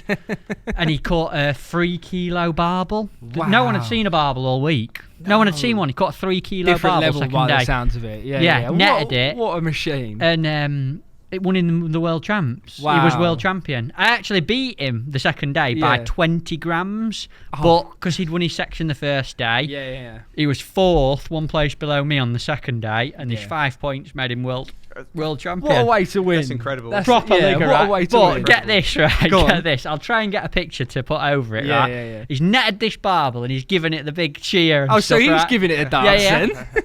then he's I've looked up and he's like this, holding the barbel No. up out of the net No. for a picture. I'm like, Goran, put it in your net. That fish is going to win him the world champs, and he's holding it up for a picture. See, I I can't think that's believe that. brilliant. That to me is a different level of just. That's showboating, that is, isn't That it? is, well, it's like It's craziness. just like he's like, yeah, don't matter. Nice Yeah. picture. It's just a legend. Wow, Love what a him to legend! bits. What a legend! He, We should get him on the podcast. Oh mate, I'd love to. If he Yeah. ever comes over to England, I'd love to Let's have him book on. him up. He can't speak much English, I don't think. That's right. We'll sort We'll get a we'll- translator. We'll get some translator. Yeah, nice we can do that. Serbian translator Yeah, sounds job great. done. Next episode is booked. When he came into the banquet at the end, Yeah. so he's world champion for second time, and I've got a video of him going up and collecting his medal. He was loving it. It was so nice to see. Incredible.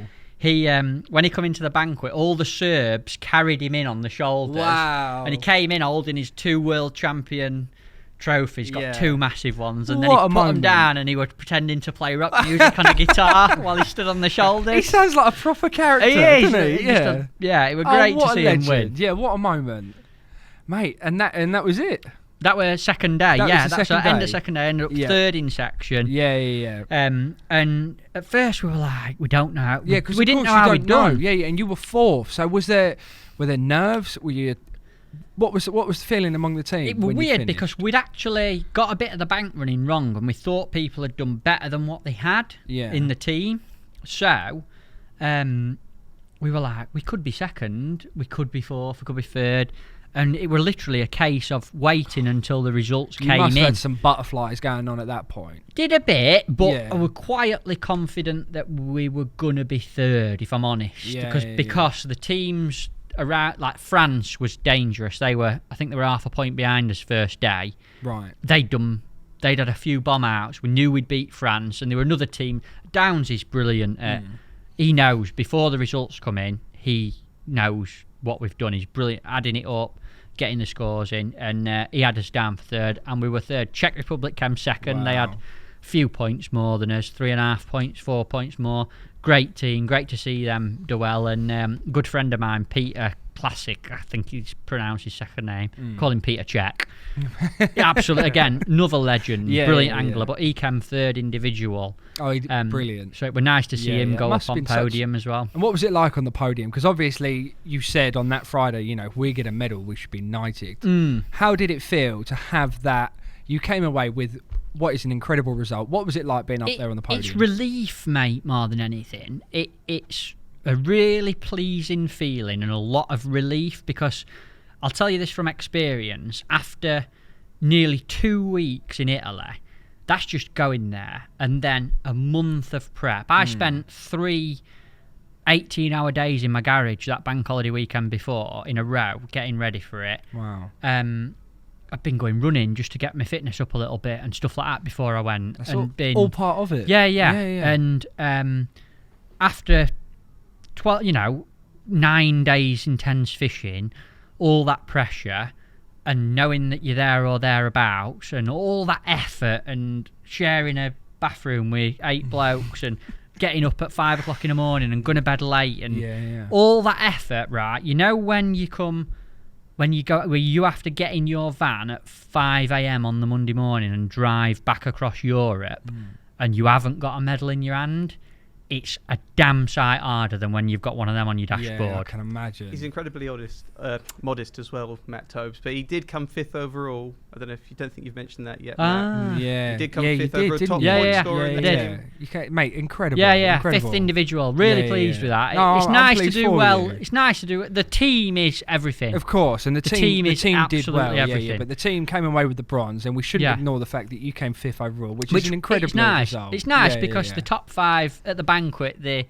get you up, and I got a certificate for 5th ranked certificate and stuff. So it's a lovely, lovely touch. You know, 5th in the World Championships. Mate, it's incredible. Nice thing to I've got shivers for you, because that's a really big thing. Yeah. And again, people who know you will know that you are modest, but that's incredible, mate, and I'm really pleased for you, because I know that you'd have put a lot of work in for that. We're all very proud of you, Matt. We are all proud of you. The company and the country. We are, and what Matt won't realise is, and I did tell him this, but when everybody heard that it was coming back, before we recorded today, Bobby, people were coming in. Everybody was dying to see you, mate. Yeah, I was definitely. Yeah, Bobby came in just especially. I missed everyone, mate. Yeah, we've missed you, mate. But genuinely missed everyone. You know, on behalf of Guru and Corden, mate, congratulations. Thank you, should be mate. really pleased with that, mate. I'm buzzing for you. You were good. You were really, really good. Good. Right, before we finish up, because we're not quite done yet, I've got a few questions for you. Go on, we then. usually have some questions at the end of a Guru podcast. Yeah. This is a little bit different, but it is still a Guru podcast. Oh, wicked. I'm looking forward to this. If I've forgotten any of your regular questions at the end of the show, I do apologise. Yeah. So, Matt. Yes. One thing in your seat box at the World Championships that you could have not lived without. Oh, mate.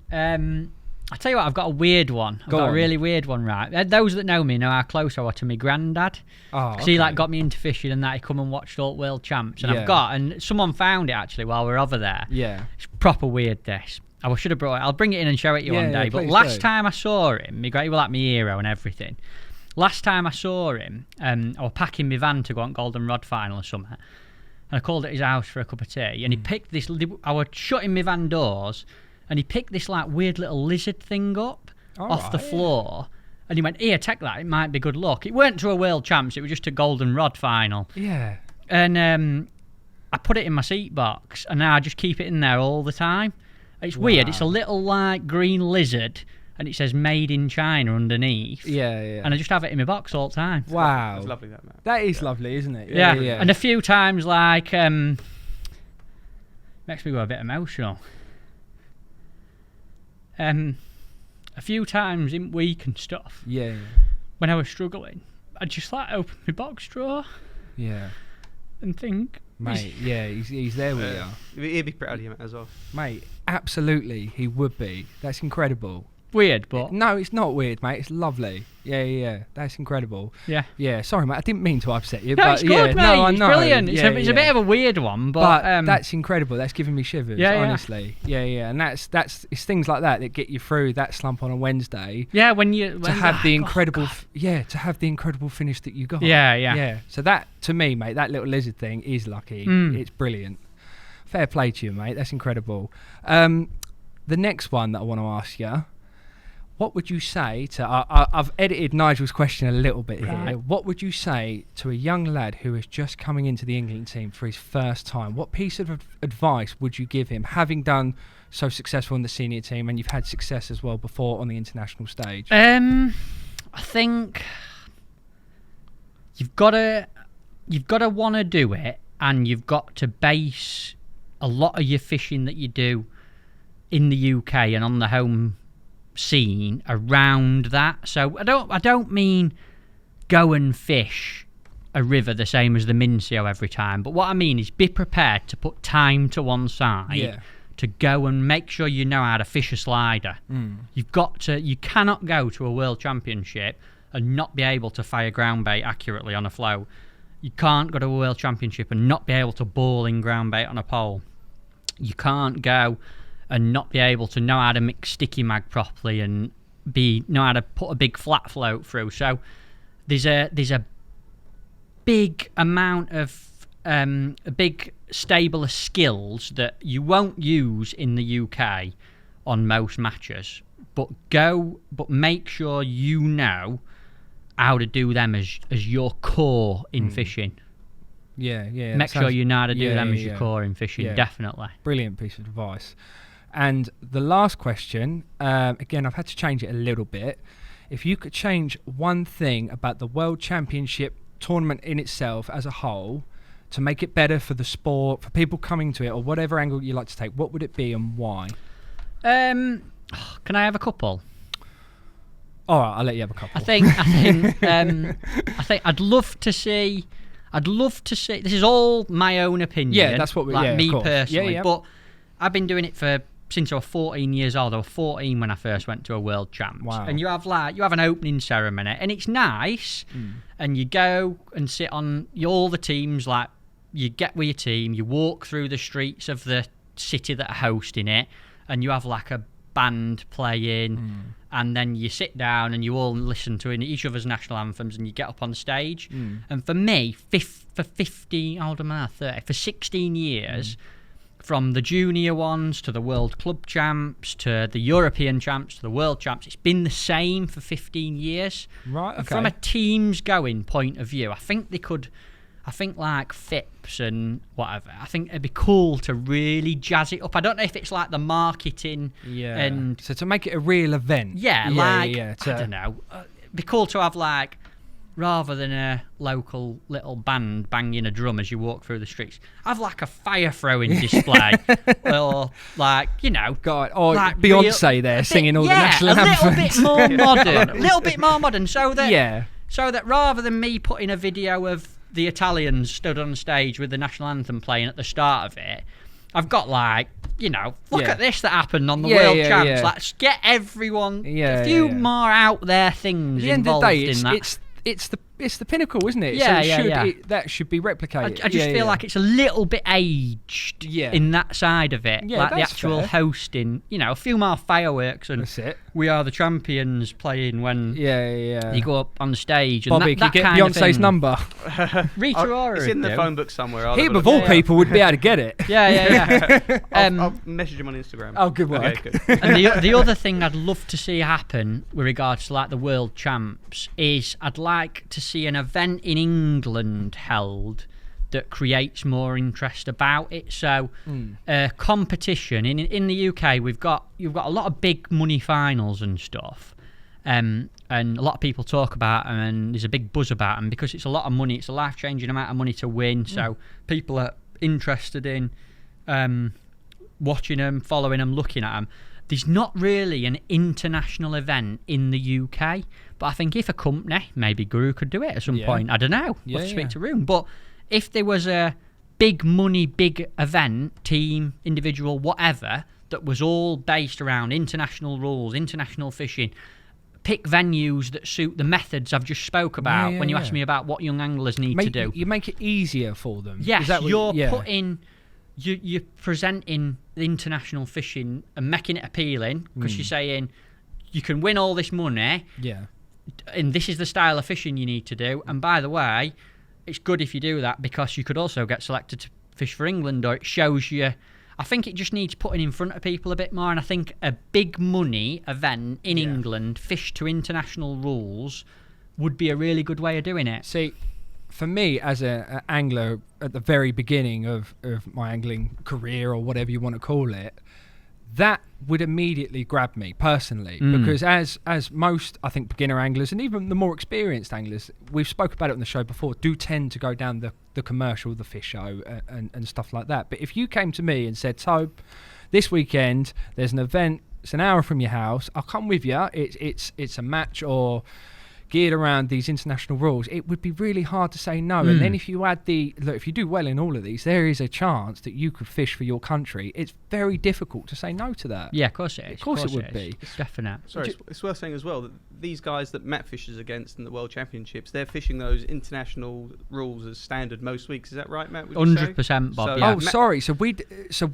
the odd ones out. We're the only ones that aren't actually doing that. Yeah, you get most of those anglers over there. You get, was it float anglers? You know a lot more than me, Matt. You get float anglers and like feeder anglers generally, and they don't mix and match as much. Yeah. So the guys Matt's fishing against in the World Champs are literally doing that 13-meter pole limit, limited bait, limited everything. So they're used to full-time. it. Yes. Yeah. We're on the back foot massively because we don't do it. Whereas, we have a generally, select few that are only used to it. Yeah, Well, that's why a lot of my fishing this year has been based on like the River Trent, the Tidal Trent, are like big natural venues because it's the nearest thing to it, Yeah. to practice. So that's why I enjoy fishing them and To gear me, my fishing towards that it. seems like a no-brainer. Yeah. The only way to what Matt said there's such a good point because that's the only way to get people we more we into do it. have the census challenge. Yeah. But that's more. It's not a.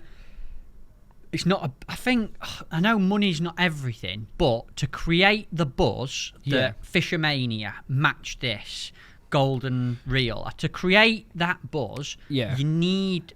The money is the attention grabber. My fishing friends who don't go fishing say to me, "Have you ever won that one that's on telly, £50,000?" I'm the same. Anyone won that fish show. You're watching the fish show. It is as much as we like to admit that money isn't everything. When it comes to that point, with regards to, there's a reason that gets the media coverage, and it is because of that prize pot. It just is. So, if you'd got that, Yeah. to international rules, yeah, so you got all the buzz and coverage and life-changing amount of money, then you'd got the international rules. People would want to do it. People would watch people doing it, and you'd have a bit of an exponential. And then the interest and naturally the talent around the England team would naturally grow. Yes, and it might also. A lot of people say like, I've seen it on social media this week while I've been away. Why don't Andy Bennett go on England team? Why don't he do that kind of fishing? It's because he enjoys competing in the big events that are suited to us. But all of a sudden, all the anglers that fish for the big money might think, well, I can fish for the big money and it's something a little bit different. So you might get new blood from different parts of the sport drifting into international style fishing. I think we need to sit Adam Rooney down and have a word about these new tournaments that we've been having a chinwag about, don't you? It'd be nice, mate. Would be nice. Matt, I've been really looking forward to this, mate. And honestly, I've really enjoyed it. I've enjoyed it, mate. Really nice to do enjoyed something a bit different. It is. And I hope everybody else who's been watching has enjoyed your journey, the team's journey. And, mate, it's brilliant. And the last thing I want to leave you with is congratulations, mate. Well done. Cheers, really Topes. Thanks a lot, mate. Thank you, Bob. Cheers, guys. I've enjoyed it. Cheers. The Fishing Gurus Podcast.